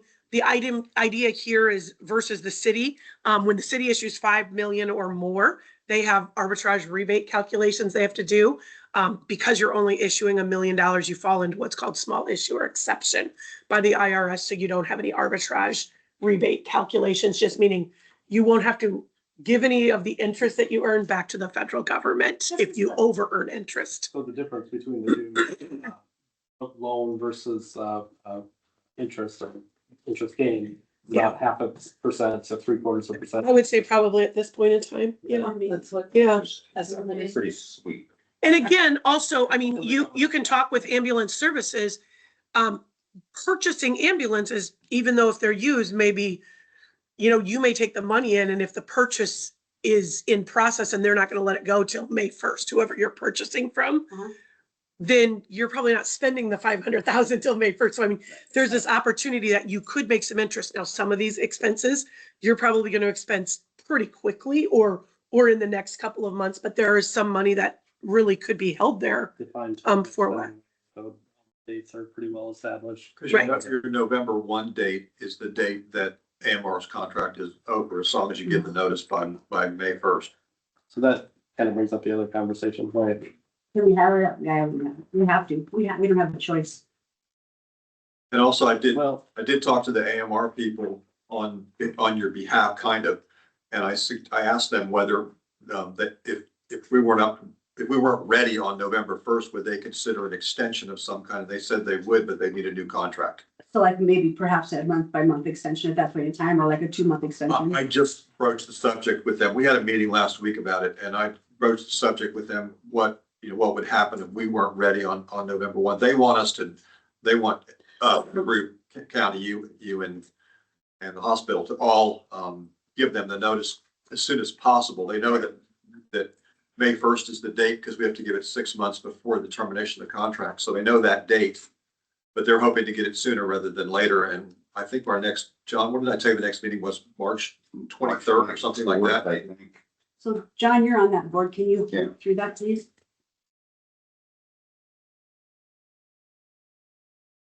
Sorry to interrupt, but. no. No. That's good information. Yeah. Yeah, I mean, because we're talking about bond closing of April 21st, the next thing that's gonna come up would be the May 1st. Right, they'd love us They moved to, it to March 25th. okay, March 25th. I mean, they'd love us to give notice right now, but I just want to make sure that we've got our loans in place and everything else that you guys are doing, make sure Yeah. before we actually say that. Yes. So your action item, the first action item on this loan that we would be looking for is on February 17th. Thank you for having a meeting actually that day. You would set a date of public hearing. We suggest that you use 1,100,000. Again, a public hearing is a not to exceed amount, Right. meaning you just can't borrow more than that amount. I'm putting that extra fluff of, 60 some thousand in there because I just think in case something on this list changes between now and the middle of March, we have a little bit of cushion there. So I would suggest, we set the date. Bond counsel will send you documents for the morning of February 17th, and it will be a simple resolution you will pass. All publication in the newspaper will happen between February 17th and March 9th. We did leave you 3 weeks there because February is a short month. So we wanted to make sure you had plenty of time for publication purposes. You'd hold the public hearing on March 9th and approve the preliminary term sheet. Our office will prepare that. That's just a document so the banks need to know the details of this. The banks need to know what's going on. Is it tax exempt? Are they going to be able to file with the federal IRS to say they're not getting taxed on the interest that you're paying them? Things like that. So we put that all into a term sheet. We'll have you guys send that out. You'll get those proposals. We'll know again, it's kind of like a construction bid in the fact that there's a time and a place and it's 11 a.m. on the 24th and bids are due by then. And then again, we will analyze all of that, tell you what is the lowest interest rate that is bid. And then you would award, authorize, and do all of that on the 6th, getting the money on the 21st. No meeting is necessary on the morning of the 21st. The 21st is truly just a funding date. There's no action items. All right, so we need an If you tell action me, on this one, on this before we go over the other ones. yeah, I think so because they're two separate. I would just say if you give me the, yeah. For clarification within the board minutes, I think that would be better, Dawn. Yeah. I'm still of the concern that, I mean, that's $245,000 of interest over 10 years. But we're gonna be getting about the same amount back. I mean, we're not gonna get it any cheaper and we have to fund the program. And this, as we spoke last Monday, bank loans usually let you pay off early, pay down early with 30 days notification, meaning they just want you to tell them 30 days before that you're going to be paying their loan down. So I would say, yes, if you hold this to maturity, you're looking at $200 and some thousand worth of interest.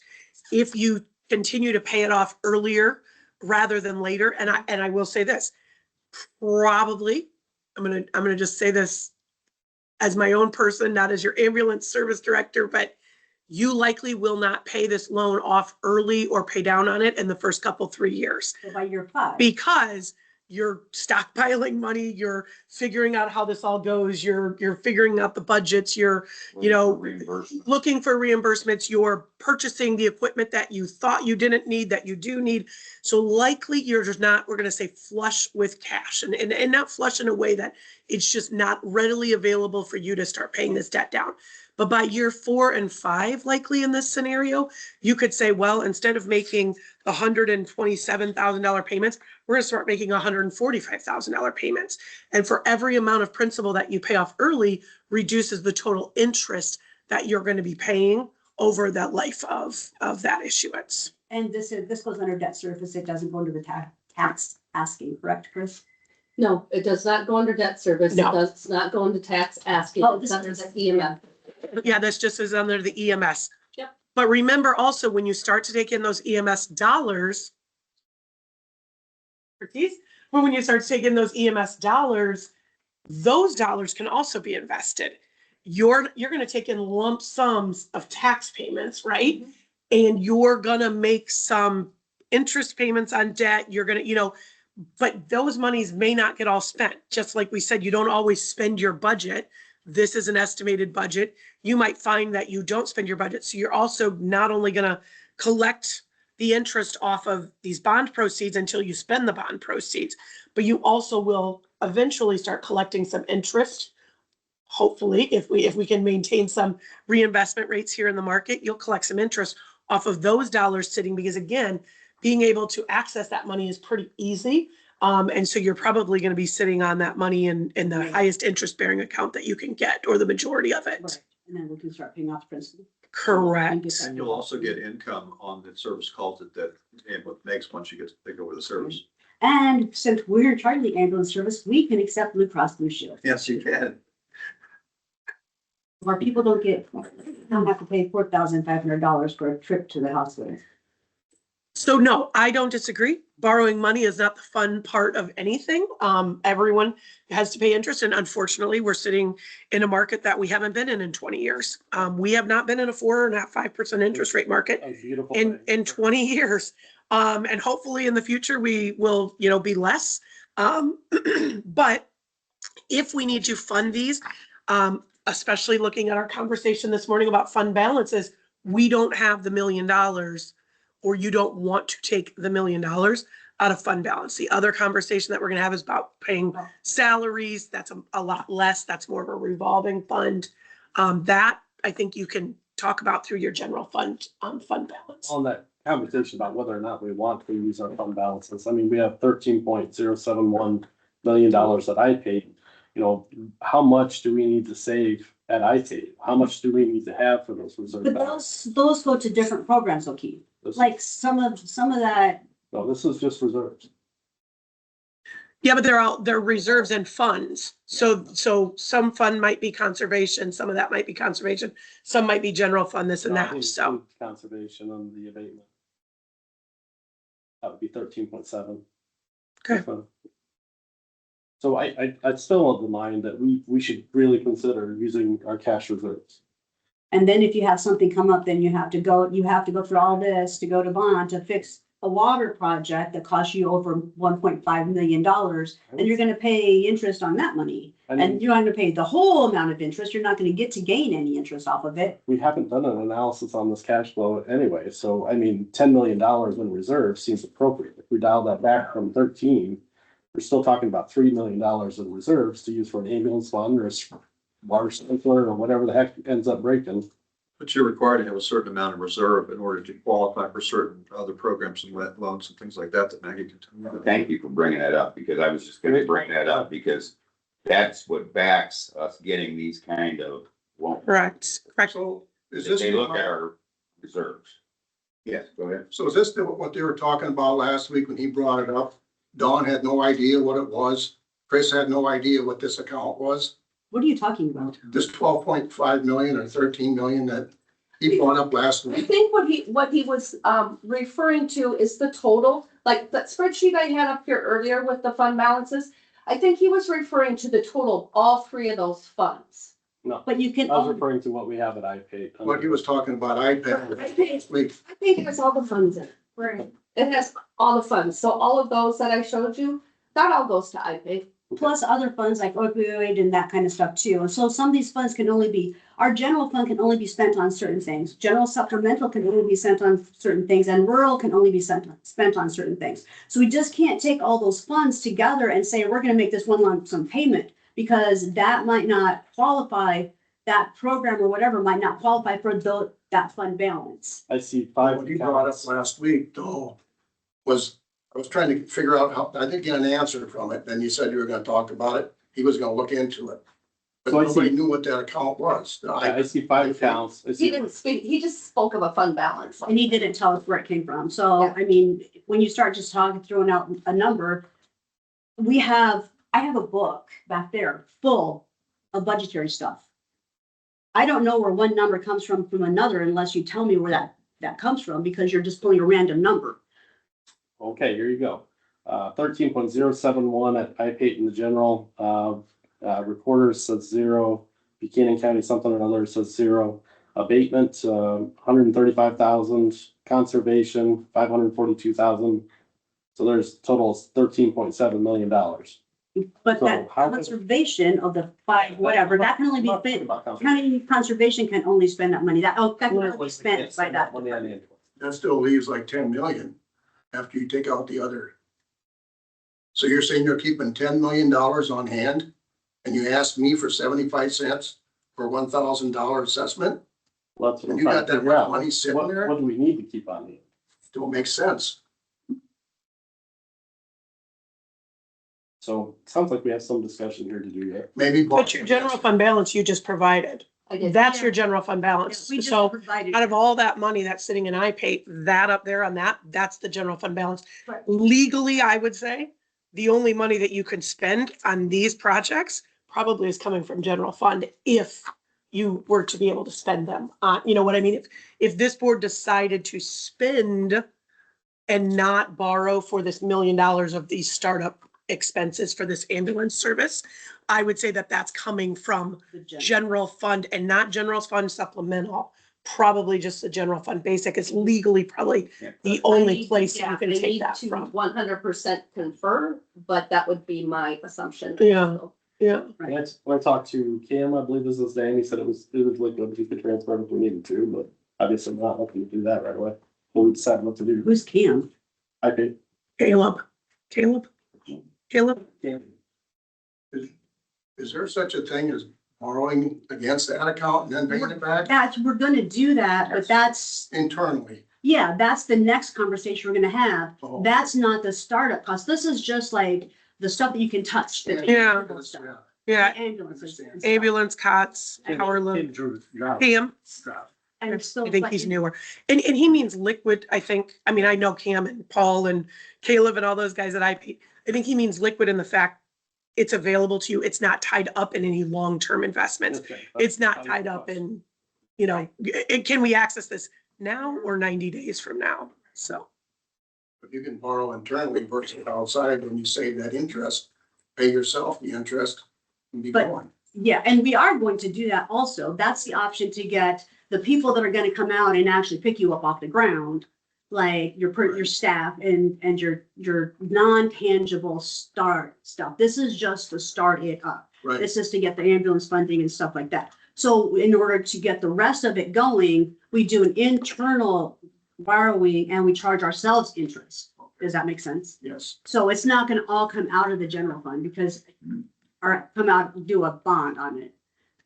You know, we don't want, that's too big of a hit having both programs off of it. So you do the bond for the stuff that's tangible, that only the startup costs, which would be your ambulances, your cots, the stuff that's inside of the ambulance that costs a lot of money. Could be reimbursed through the EMF levy, et cetera. But Right. and then you use the EMS levy and the money that's coming into the EMS levy from billing to pay the bond off. And you're borrowing money from yourself for your staffing and that kind of stuff. And then eventually, and you use the money from the EMS levy also to pay that. Eventually, what the hope is, and it does work out in dollars and cents, is most of your funding from the EMS, from the ambulance, will pay for itself. I mean, they'll have to ask a little bit of tax asking. I'm also gonna say this, coming from Jessup, the citizens of Jessup were funding their ambulance. The citizens of Fairbank are funding their ambulance, and those people are coming into the county and they're coming sometimes into Independence to pick people up and to take them or to transport. So with that being said, at least if we spread the taxation over the whole county, everybody's paying. I can understand that part, what you're saying about everything there. But I guess where I'm confused is you need $1 million bond to get for pre-startup before you start getting that money in. Mhm. And you want to go to an outside source to borrow that bond. Why can't you borrow from the 10 million that's sitting there and then pay it back in? Because there's only out of that 10 million, there's only money in one bucket that can be spent on this. So that money in that one bucket then is gonna be running thin. Putting 10 million?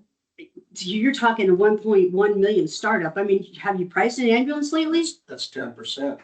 So, yeah, the fund is actually 13 million, and so that's what I'm saying, we can spend that down to 10 million. We No, can't the spend the full, no. The general fund is just over 6 million. And that's the one where Maggie was just talking that I need to double check. And she thinks this is the way and I would agree with her because she's the expert. That is the only fund that we can take money from for something like this. For these types of purchases, because they don't really fall budgetary in anything, conservation, you know, roads, anything else, probably your general fund at a county level per the code. These types of expenses, there probably can only come from the general fund. If you were to not borrow any money, they would have to come from the general From fund. the general into those because of the limitations.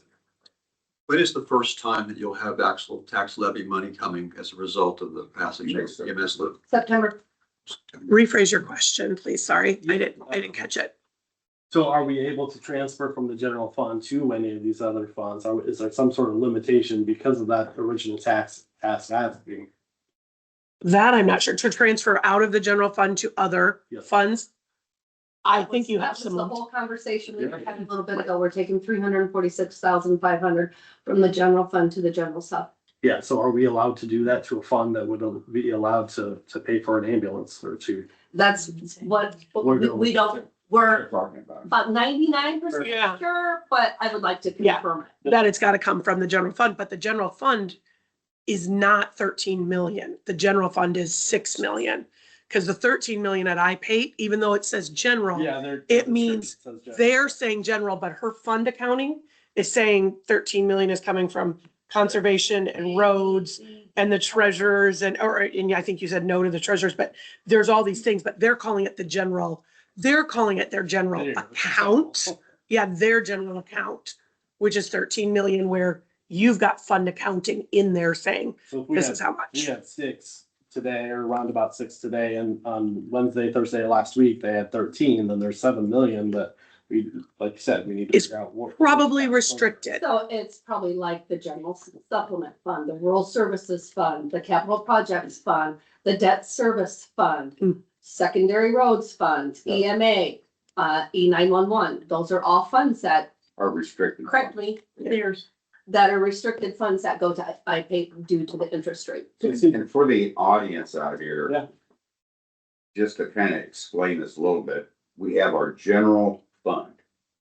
And we have our general supplemental fund, which funds all of our benefits and things like that, a lot of restricted things that can only be used for those things. Then we have our rural services fund, and then we have a rural supplemental also. And we do not And we have can't, rural supplemental and they cannot intertwine. intertwine. Generally, yeah. I think the other thing I want to point out here is this is $1 million. When we talk about you doing your borrowing internally working capital, we're talking, could be 400,000, could be 300,000, somewhere in that nature. What we find at Spear is taking $1 million out of the general fund. Let's say you just said, we're going to just buy all this equipment, take it out of the general fund and not borrow it. We're showing you that it's probably going to take you 10 years on a startup levy of this nature. It could take you 8 to 10 years to pay it back. And are you willing to not have that $1 million in your general fund for 8 to 10 years? If we knew that this $1 million could be repaid in the next 6 to 18 months, we too would be making the recommendation that this money just come out of your general fund and that in 18 months, it's all paid back. We are highly doubtful, based on the budget that we've seen, that you can pay back this $1 million for these equipment purchases in 18 months. It likely is probably going to be, I would love to say 5 years, but more likely it's probably 8 years by the time this is all paid back. So it sounds like the process would be that we'd look to see if we have an account that would be able to purchase these ambulances and this equipment. And then number 2, do a cash analysis, see what minimum balance we need to keep in those accounts. Keith, me and you talked about this a couple weeks ago in a meeting, and we both agreed this was the way to go. Still having the conversation, so it's fun. So you're not agreeing now? It's want to make sure we're dotting the i's and crossing the t's. We are coming up with a Ralph? company that we're building. 2 different things. First off, a question. Chris, because your general fund is basically 6 million. But on being qualified for certain loans and stuff, you need X amount of money sitting there on the side to be qualified for certain rates and everything in borrowing money. Yeah. Off the top of your head, do you know approximately what that ball window is on how much money you have to have sitting on the books? I do not. It depends on the finance. It depends on the financing project, Right. right? The code section outlines some minimum requirements, but they also don't require any kind of maximum requirements because every county is a little different and their minimums might be, we talk about a water and a sewer fund for a city. The minimum is 25% of annual expenditures. If the city of Independence only had 25% of annual expenditures in their sewer fund and they had a lift station break, it'd wipe out their fund balance. And so there are things like that you have to consider, or things that we say you have to consider as to how much really you should have from, just what are things that happen. Because we will also say, we deal with a lot of cities who have natural disasters. If you have one natural disaster, usually you can take the money from the general fund and it's probably going to get reimbursed from a FEMA type situation. But it could be 36 to 48 months before it gets reimbursed. And if you question that, I would have you call all the cities who have blown off the map recently and they'll tell you that, so. Yeah, County Conservation in 2022, we received a check from FEMA for the 2018 flood event. Yeah. So those are the things that I think in your question, those are the things you just have to analyze. We hope that nothing like that happens, but it's those types of things that could happen that then if you don't have the general fund. So I just want to make this one point. These items that we're talking about purchasing are allowable to be borrowed for under this type of a general fund loan. That was my conversation with John Danos. When we start talking about using fund balance and then something breaking and you having to go fix it, some of those items, because the code section of House File 718 got rid of this carry-all language, some of those things may not be able to be borrowed for. So I think, Dawn, to your point, you said, well, if we spend the money now, but something breaks or something, disrupts and we've got to go borrow money or later, there's not a guarantee, depending on what that is, that you can borrow money for that under the code section where we know these items are things that you can borrow money for. Does that make sense? Yep, that makes sense. Okay. Isn't there also And a Ralph rating has- grade that takes place? Yeah, because this is a bank loan, we wouldn't have to have them rated, but yeah. So if we go out into the general public market, we would have them rated. A general fund loan doesn't allow for a rating. A bank's not going to take a rating, but yeah, that's a process. Doesn't the amount that you have in your general fund affect your ability to have what your rate is going to be? Absolutely. And I mean, I would say this, a bank, I don't know, because I don't sit on a bank board, but I'm sure banks are going to look at your financials when they're negotiating and talking about what interest rate they're going to provide you, right? They want to look at your financials and know. So to your point, they're just not doing that rating process, but they're internally rating you as to what the repayment is. Because again, if this all doesn't go the way as planned, you still have this loan and they want to make sure that you're going to be able to pay that loan back. I believe some of the insurance companies that also properties and things that you have that the county would own also depend upon some type of a rating schedule as well. Yes. Yeah, I don't know much more about insurance, so yeah. When they're determining the rate, it's what the rate that they're going to give you for certain things. If depends on your financial solvency, so they look at your fund balances and stuff as well. Ralph, you had a comment? Yeah, and the second part of that question was, if I heard correctly, I think Keith, you said the 10 years is probably $245,000 paid out in interest ballpark. Well, $245,000 is really a misleading number also, because when you take and you acquire the money and then you turn around and invest that money, you're getting paid back a certain percent, and roughly it was 0.5 to 3/4% using her number difference. So if you're collecting, say you're paying 4.5% and you're collecting 4% on money that you're sitting on, you haven't invested because you haven't used it yet, plus then a year, a little over, but roughly a year now, when the taxes start rolling in, that money can turn around and be set in a tax rating account also, so you're gonna be making money there. Right. So you're technically not really talking $245,000 by the time you deal with your expenditures and your investments. And the other thing is, that's on 10 years, and if everything goes properly, if I recall correctly, at one time, and those numbers may have changed, they were thinking within 5 years, this thing should be pretty much self-sufficient and everything be rolling and taking care of itself. So if you pay off 5 years, that only reduces your interest yet more. You're right. If there was And so therefore, you're not talking $245,000. well, you're also talking about if there was 100% investment, we would be losing 3/4 to 0.5%. Mhm. But if we do it as an internal loan, it's pretty much break even, because you're looking at the opportunity costs between different funds in themselves.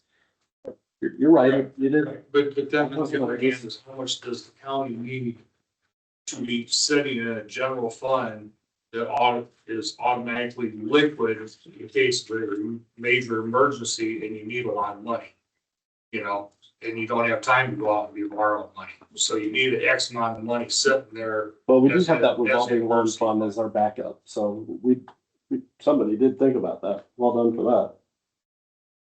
Well, I'm saying, you got a total of roughly 13.5 between all the different buckets, but only certain money can be spent out of certain buckets depending on the emergency. Yeah, these are funds for those processes. Yeah. Right. So in order to, once the ambulance is funded with the bond, the tangible stuff, then the working capital that we're gonna need until we can start bringing some money back in is also coming as a borrowing mechanism from the general loan, the general fund that we are going to be able to charge ourselves interest on as it's paid back. So we're doing two different loans. I mean, I don't want them, both loans to come out of the same pocket essentially. I don't, that's, you wouldn't, No, I'm with it, yeah.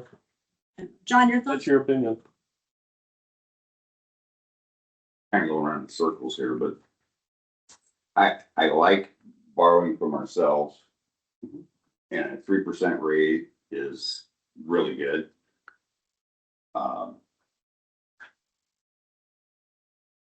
We have to understand, this is kind of uncharted territory for us with an ambulance service.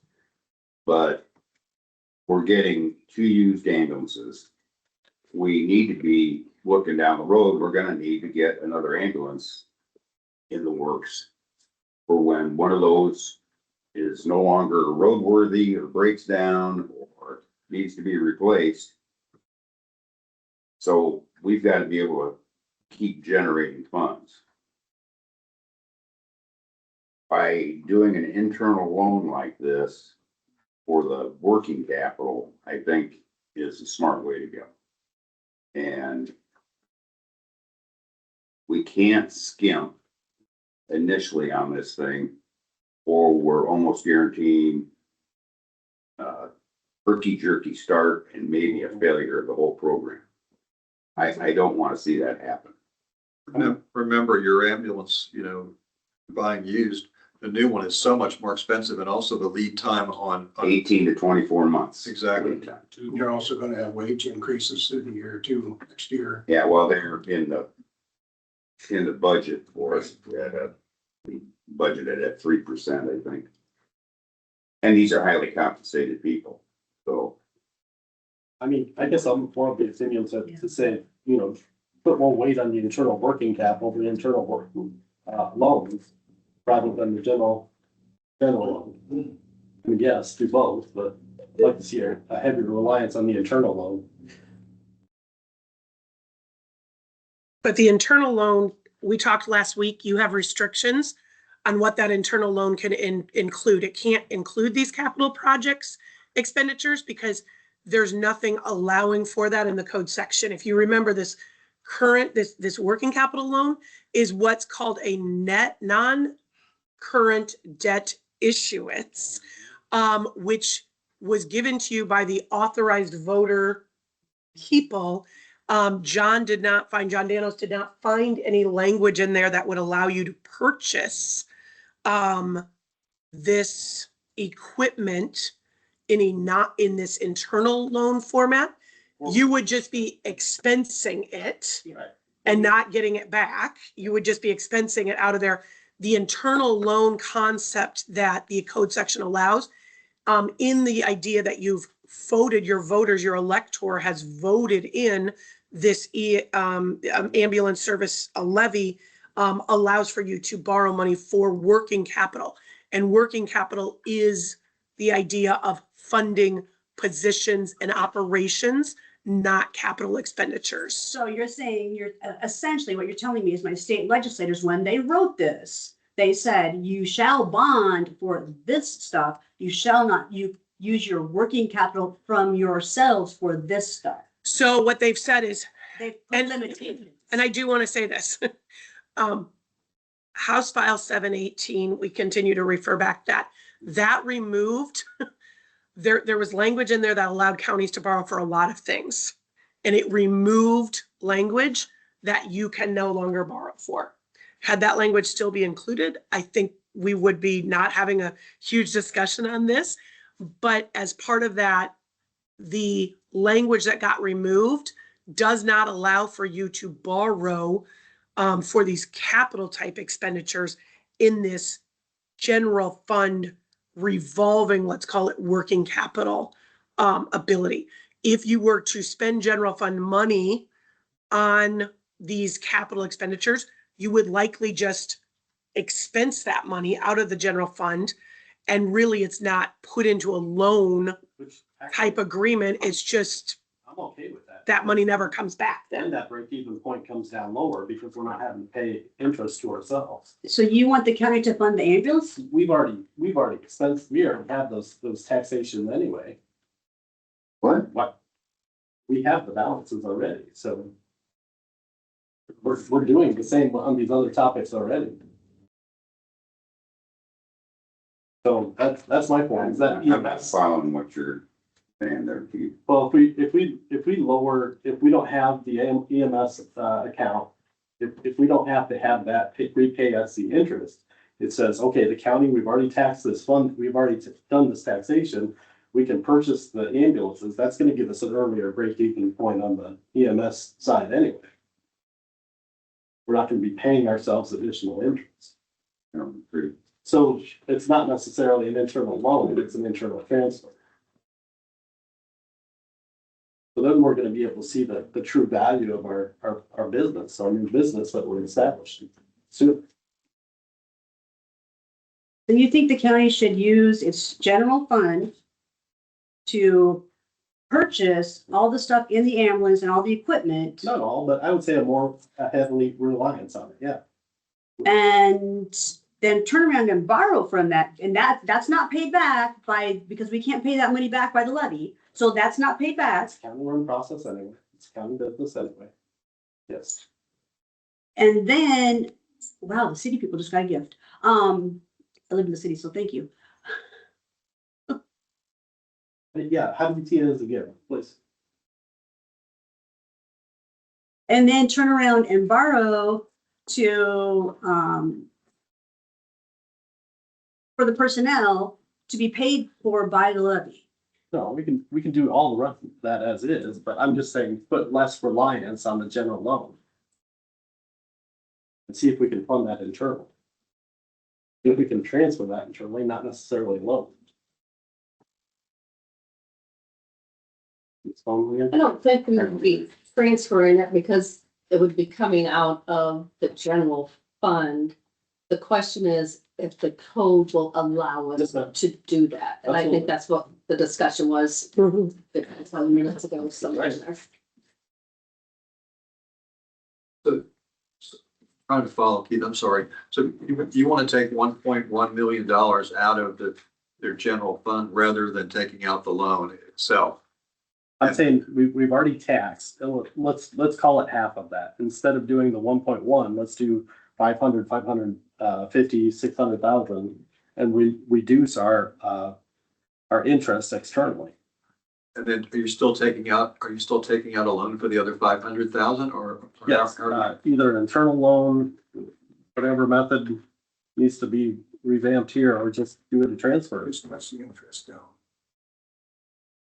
So if it can't be necessarily loaned against, then heck, the people have already paid the taxes. Well, they will pay the taxes come September. I'm saying the taxes we've already collected. Oh, okay. So basically you're looking, and correct me if I'm Yes, wrong, ma'am. you're looking to burn down the general fund balance. You want to continue to take money back, even though we just kind of discussed, excuse me, we're close to 287 something thousand going into fiscal year 27 that we could possibly be short if all the expenses that are currently budgeted for are spent. As you said earlier, we're talking in circles, but that other $7 million. No, that was we my Yeah. question. Yeah. Okay, So that's what I'm saying, are there funds available that we could do those transfers instead? Number one, is it possible? And number two, what are those minimum fund balances that we need to have on those accounts to make sure that those are trued up? And then we could rely on this general fund Well- less. here's another thing I'm gonna throw out, and there's so many what if. Absolutely, yes, ma'am. And with this new property taxation proposals coming out, if they decide that we can only have a bare minimum of fund balance, I think I sent y'all an email on this last week. We will not be able to fund the county in any way, shape, or form unless maybe one person per department with that type of fund balance. Yeah, you had some valid points in there. I'm sure we'll all be kicking back to the legislators on the conversation. They don't listen, Keith. And that's, you know, that's my concern with, I mean, I'm not saying we need a huge fund balance by any means. Fear of the unknown. Well, But burning down your fund balance, you never get that back in case something catastrophic happens.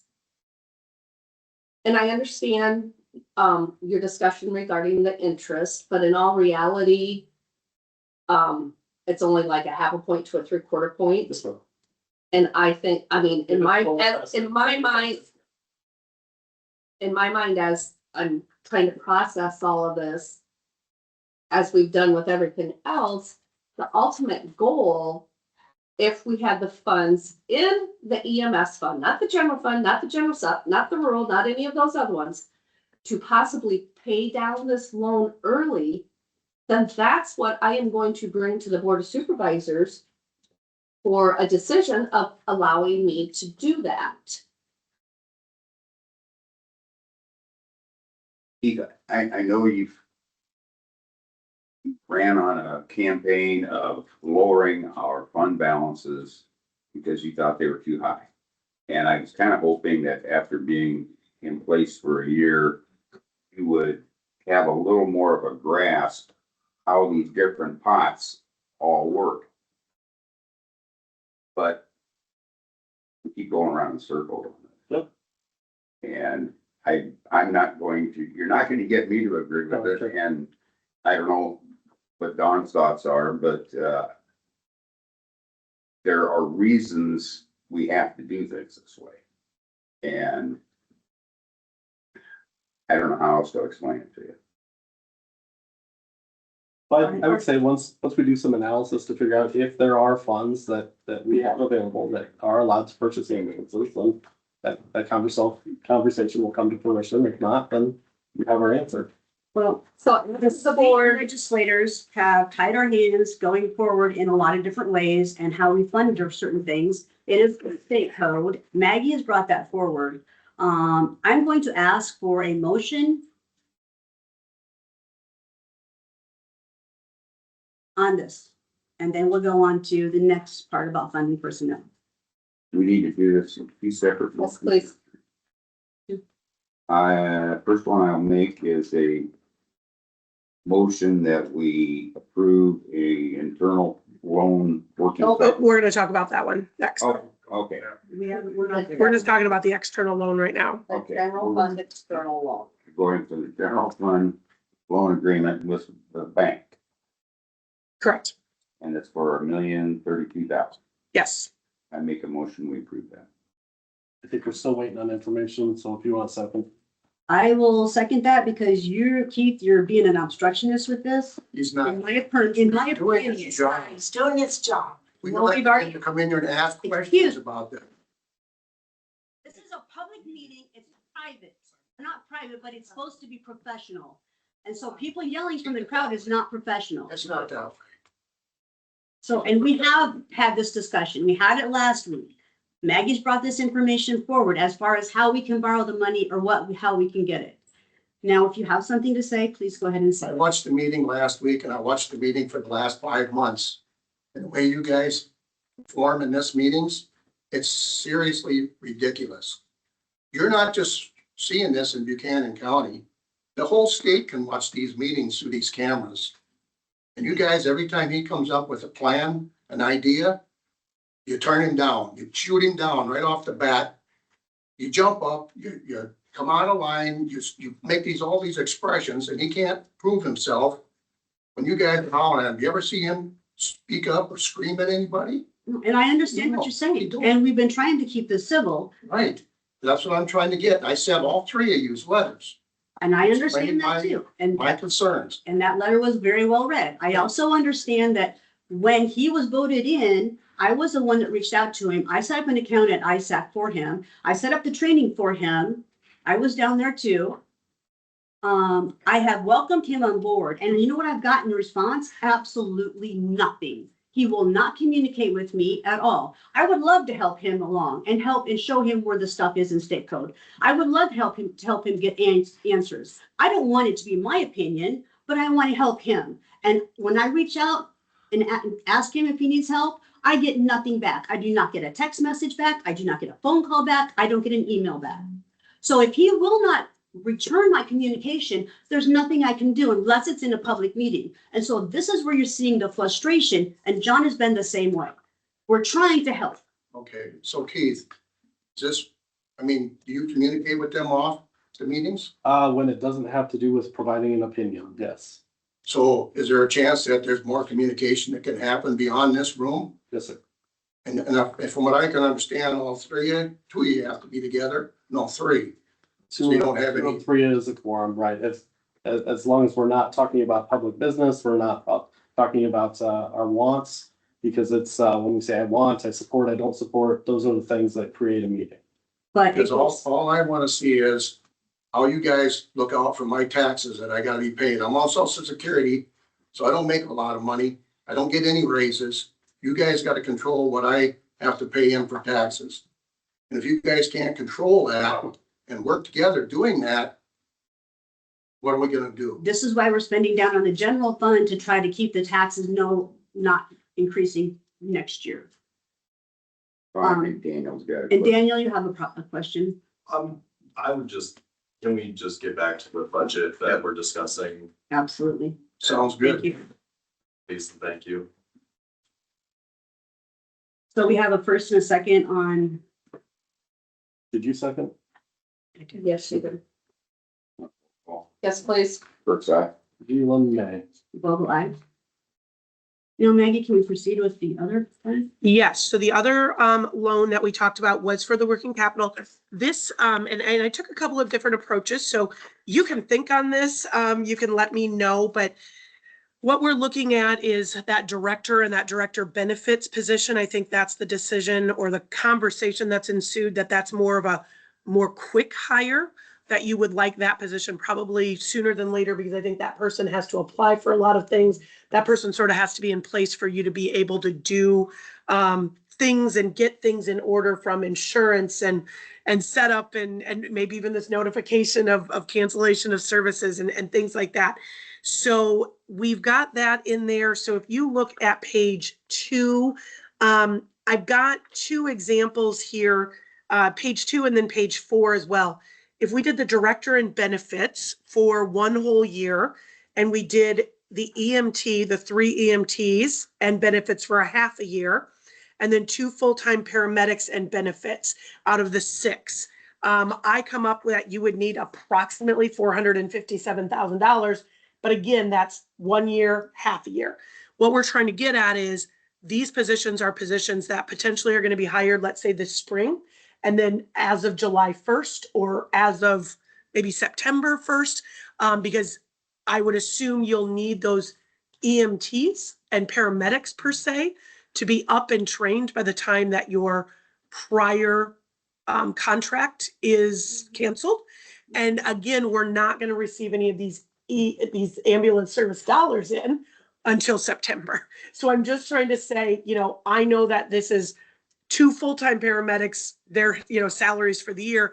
But if we think about it in the way that, well, then that could be 6 paramedics for a quarter of the year, then hopefully these dollars, That's a good way to look at it, because we are gonna need more than just 2 paramedics.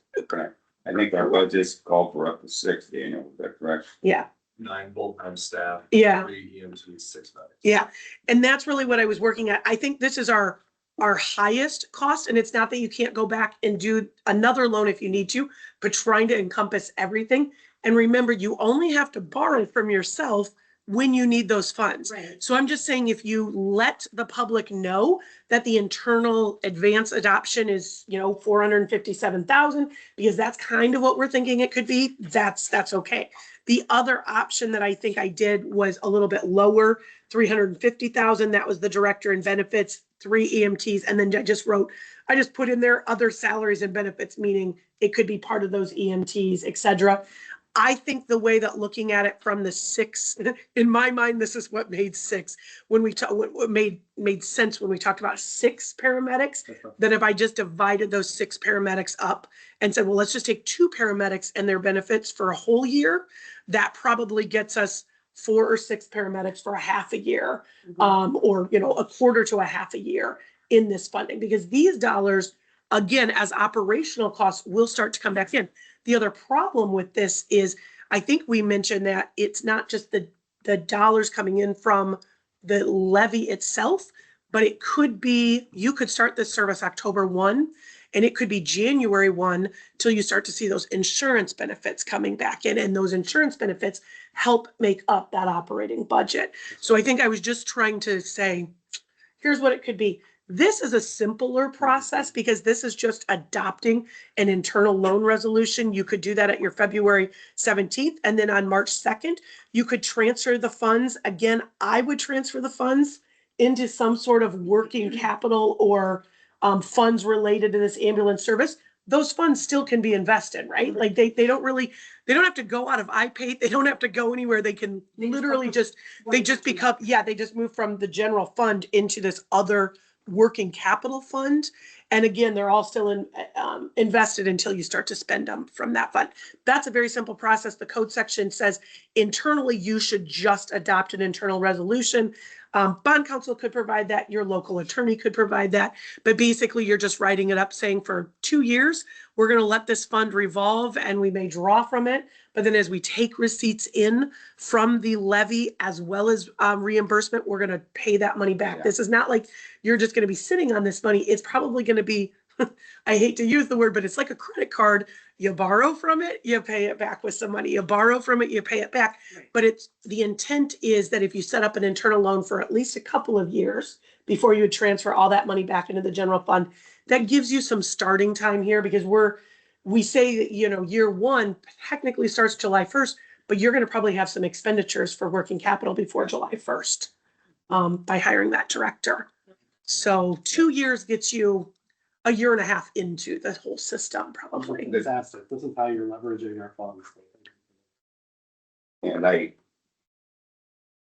want to come back to the reimbursements we get from the actual services. We don't start till November 1st. You're not going to see any payments till January. Right. They don't work that way. I would say They're- 6 months, that would be a good thing. Yeah.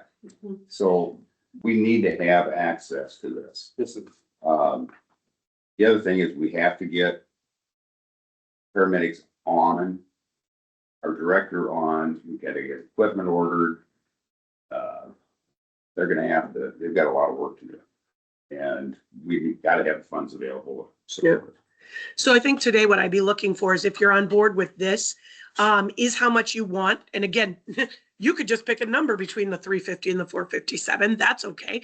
I'm just kind of giving you what my thoughts were based on looking at this. And if you tell me that, and if you are okay with a 2-year revolving line or a 3-year, I'm happy to then let bond counsel know, and they can write that internal resolution up for you.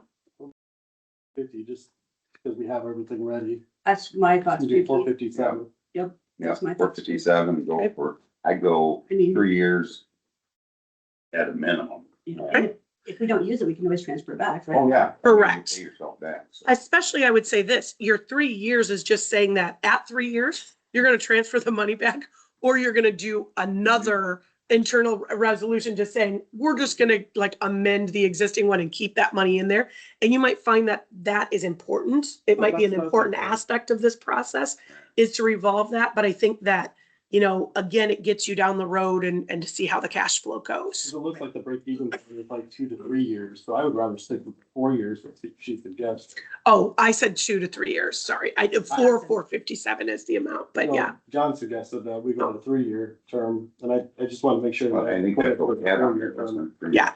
Yeah, and I've got it just back there at 3% over 4 years, just to kind of show you again. And I just did 3% because I was like, I'm not really sure if the money's invested at IPAIT or where the money is at. We can go for it. Yeah, you can go 4 years. Yeah, I'm good with 4 years. Okay, 457 at 4 years. Yeah.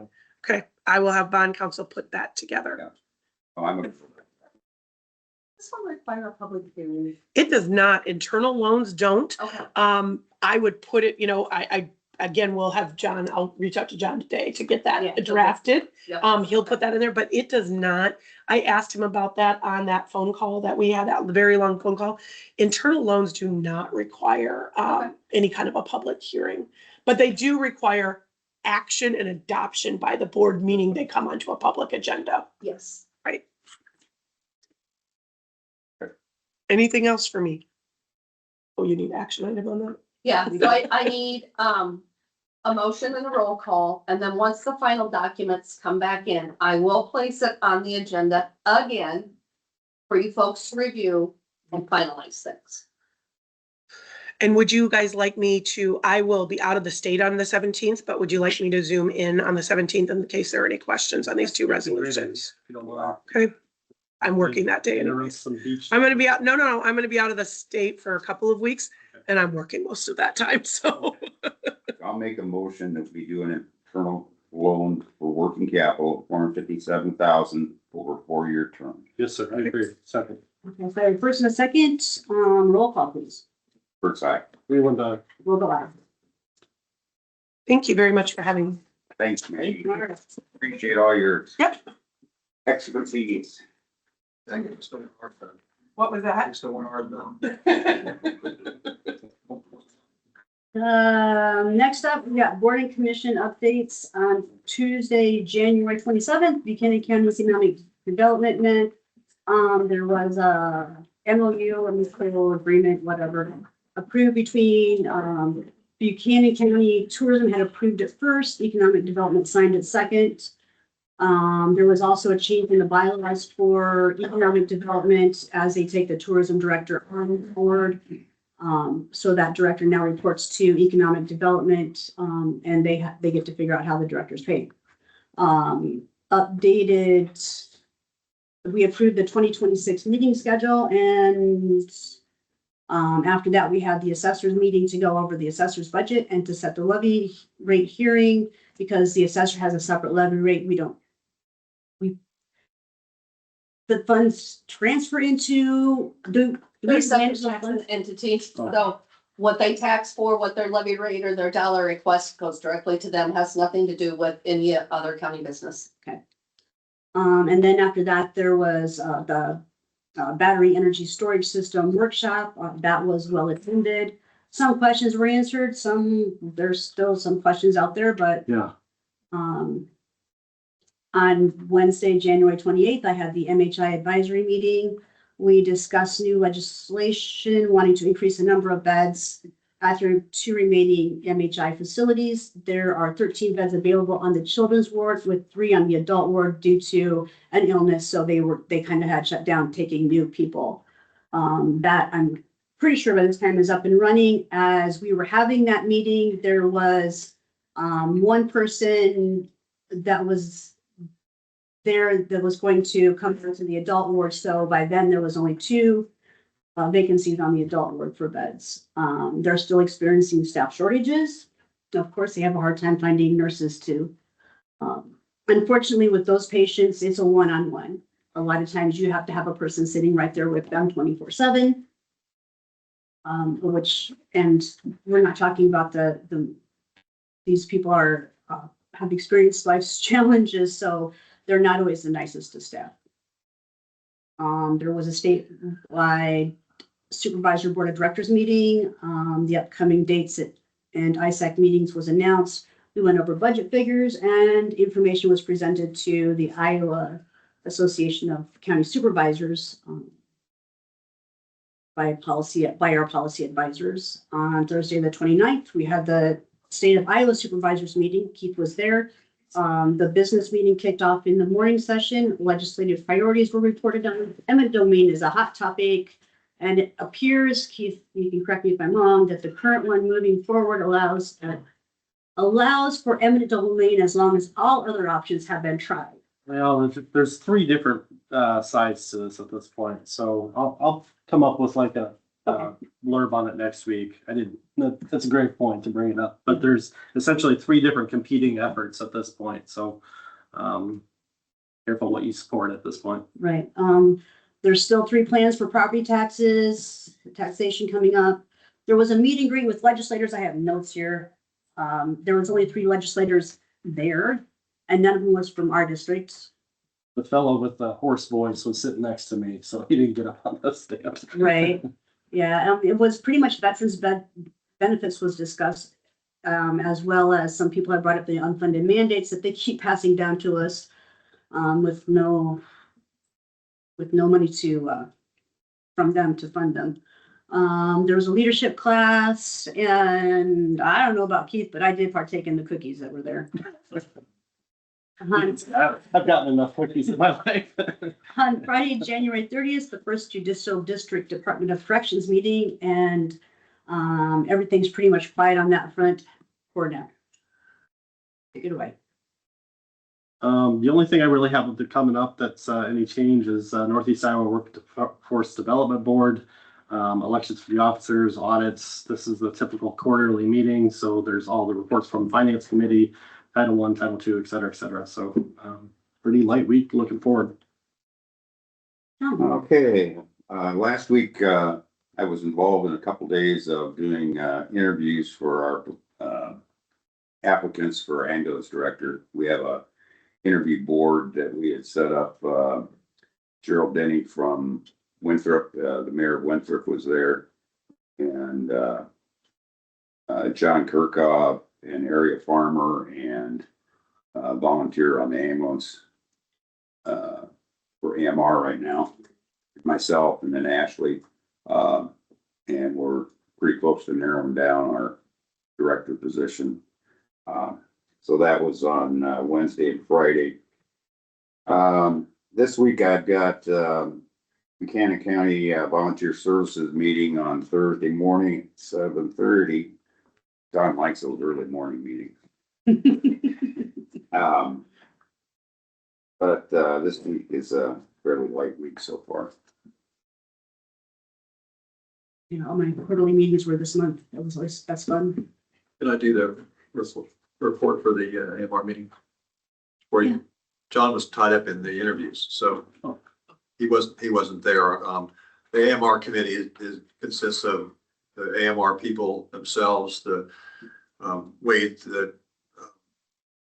Weiss, the hospital director, and myself and John on behalf of the county.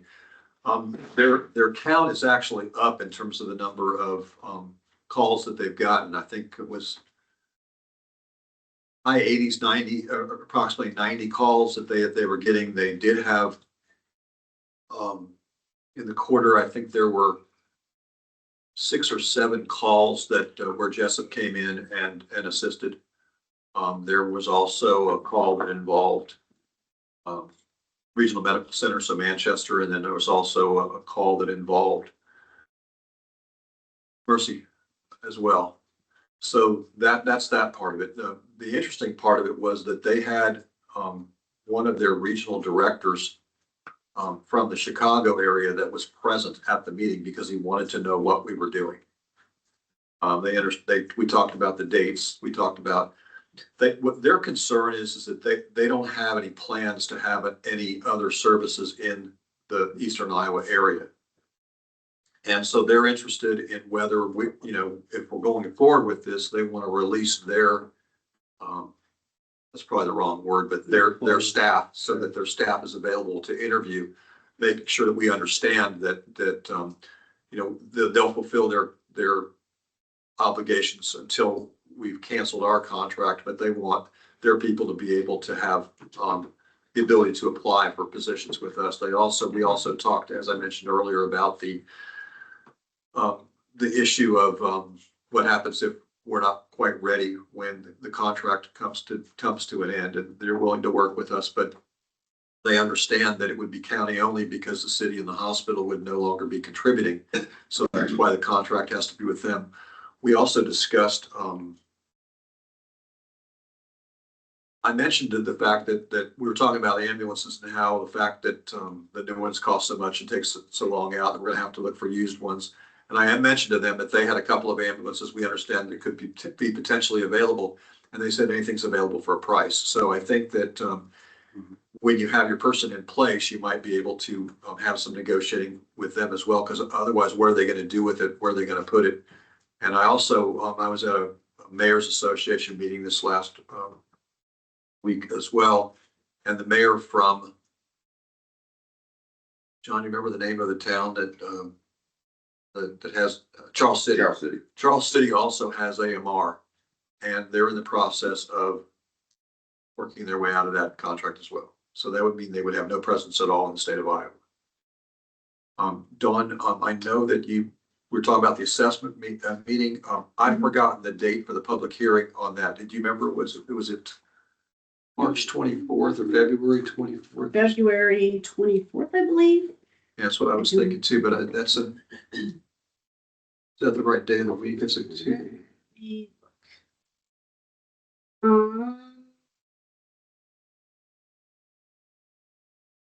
That would be the last Tuesday. Okay, so that would be the 24th then, I think. Or when's the Lieutenant County Economic Development meeting? That would be that Tuesday would be the economic development meeting. Our meeting would start at 5:30 and this public hearing would start at 6:15. And it would be at emergency management offices. Yeah. So that's where the Buchanan County Economic Development will meet this time. Yeah. And I'm sure that the assessor will send something out, Keith, too. February 24th, yeah. I believe so, Yeah. yeah. And normally we meet quarterly with the AMR people. They asked that if we could meet sooner than that because they want direction from us in terms of what we're doing. And they understand that the May 1 date is the date for us giving notice. They're not walking away from anything, but they want us to give notice as soon as we possibly can so that they know what they're doing with their economic positions. And they also have the ability to have their employees know what's going on instead of them sticking out there, not really understanding what's happening and what their life's going to be like. So I'm sorry to interrupt the rest of your part. No, I appreciate it. That was a Good update. information. So, and I was wondering about that as we were going through stuff, Right. if we would have the ability to perhaps purchase their equipment, because that would get it here faster. Yeah, and I'm not sure, they've got 3 ambulances, obviously. I think the one doesn't have all the equipment necessarily. I mean, Daniel left. Yeah. he could probably update that more than we could, but, And funny you mentioned that trips are up for AMR. I reached out to Centerpoint as the yeah, conversation and happened. most of the Their ones, trips are up too. yeah, most of the ones were, Jessup or somebody else was involved in it. They were on another call, which is supposed to have, we interpret the contract differently than they interpret the contract. And then none of us, not the county, not the hospital, not the city, none of us were involved in this when the contract was written. So we're interpreting it how we think it's written and how we think it was intended. And we think that if they're supposed to have they're always supposed to have 2 ambulances available at all times. They say they're supposed to have 2 ambulances and the ambulance is available, but the staff isn't. They don't have the staff. So it's a little difference of opinion in terms of how you read it, but it's not going to matter in the long run because we're going to give the notice, et cetera. But yeah, there could potentially be ambulances that we might be able to look at, make sure that it works for the county. I have been told through people that work with AMR that those ambulances are not in the finest of conditions. So that may very well It would be. be something to do an inspection of and make a decision on whether we want to. What is your timeline for hiring the Grand Poobah or whatever your title is? We hope to have a decision this week. Okay. And then this person would then be starting when? Probably in the next 2 weeks. Okay, good. So then you guys can start working on acquiring and checking these ambulances out, and that sort of thing. But I have the the people that we work with regularly on it. So one of the directors was also on the phone call as well, but the one that came in person, I've got his business card. I'll email you over his information so Thank you. you can talk to him directly. I think he'd be more involved in it than the person that we meet with regularly. All right. So was there anything else on board and commission updates? No, thank you. No. All right. So public comments, and just make sure that, we'll try to stick to the 3-minute minimum or maximum, I should. Words on words, they mean everything. Just a second, Tim. And make sure that you state your name for the thing. I mean, I know who everybody is, but just make sure you state your name for the records, and please keep your comments germane. All right, Tim? Yeah, I'd like to make a comment. If you guys take up bids for those walnuts out there at the county home, use that money and put it toward the interest on this loan that you're getting. I mean, it'll be substantial, so take that money and transfer it over and pay the interest. No, I totally agree with Valid you. I think that consideration, would yeah. be a fantastic idea. Right. My only concern is, will the Iowa code allow us? They are really true. strict on if we can take that money and put it into a different fund, or if we can take money from a different fund to throw into an EMS fund. But on the bond, though, you gotta pay interest, right? So Yes. can you put that money toward that interest that you gotta pay? It depends on if we can transfer. So if we pull that money in I see, and yeah. put it into the general fund, and we're paying the loan out of the EMS fund, which is completely different. I believe we probably could, but that would be something we would have to confirm with the Iowa code. Because there's a lot of restrictions in there, what we can put in there, what we can expend out of there with all the different funds. And I realize that the general fund has all kinds of nested funds within that general fund. No, I don't. no, not at all. So the general's all by itself, because when he Yes. brought that up last week when I was watching the video, Because- that's. When he was the information, and correct me if I'm wrong, Keith, This one. at IPAIT, it said Buchanan County General. Though that's their terms. Okay, But their general is all of our funds lumped into one. So when we refer to the general fund, that's one taxing and one taxation. General stuff is one, rural services is one, debt services is one. Secondary roads is one, EMA is one, E911. And county conservation. No, conservation is not a separate fund. No, I mean, it's all wrapped up in what their term, Yeah, but general, that's but it's a not what I separate was- fund here.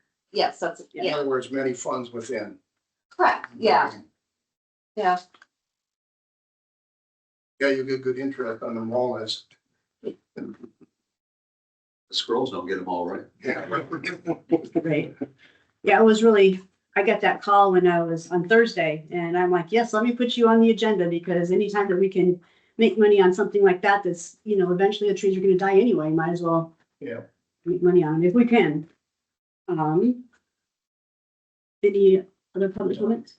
All right, and Tim, I would like to apologize for gabbling you. I, as an independent or as a Jessup City Council member, I was probably the most gabbled person ever, but I have been gathering.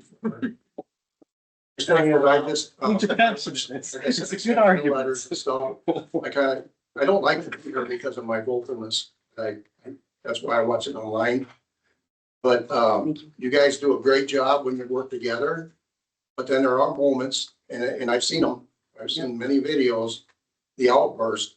And like today now, because everything was circling together, I could see it cooking up. That's why I said, hey, I was trying to defend.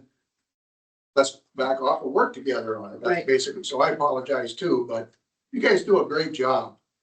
And I need people that's great doing work with where my tax money goes. yeah. And like I said, you do a good job at it, You have no idea how hard it is to do the jobs that you guys do. right? I mean, I know what our situation is, and yours is much worse in terms of what you have to deal with compared to what we have to deal with as a city, and you've got the whole county and everything. So I appreciate everything that you guys do as well, Thank you. and I would never want any of your jobs.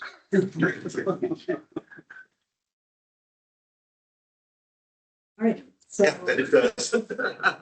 Anybody else? I'll make a motion to adjourn. Second. first and second, all in favor? Aye. Aye. Hey, Gabe. And I think I owe you a coffee at a get me sometime. Tim. Can't buy a vote there. No, I can't buy a vote.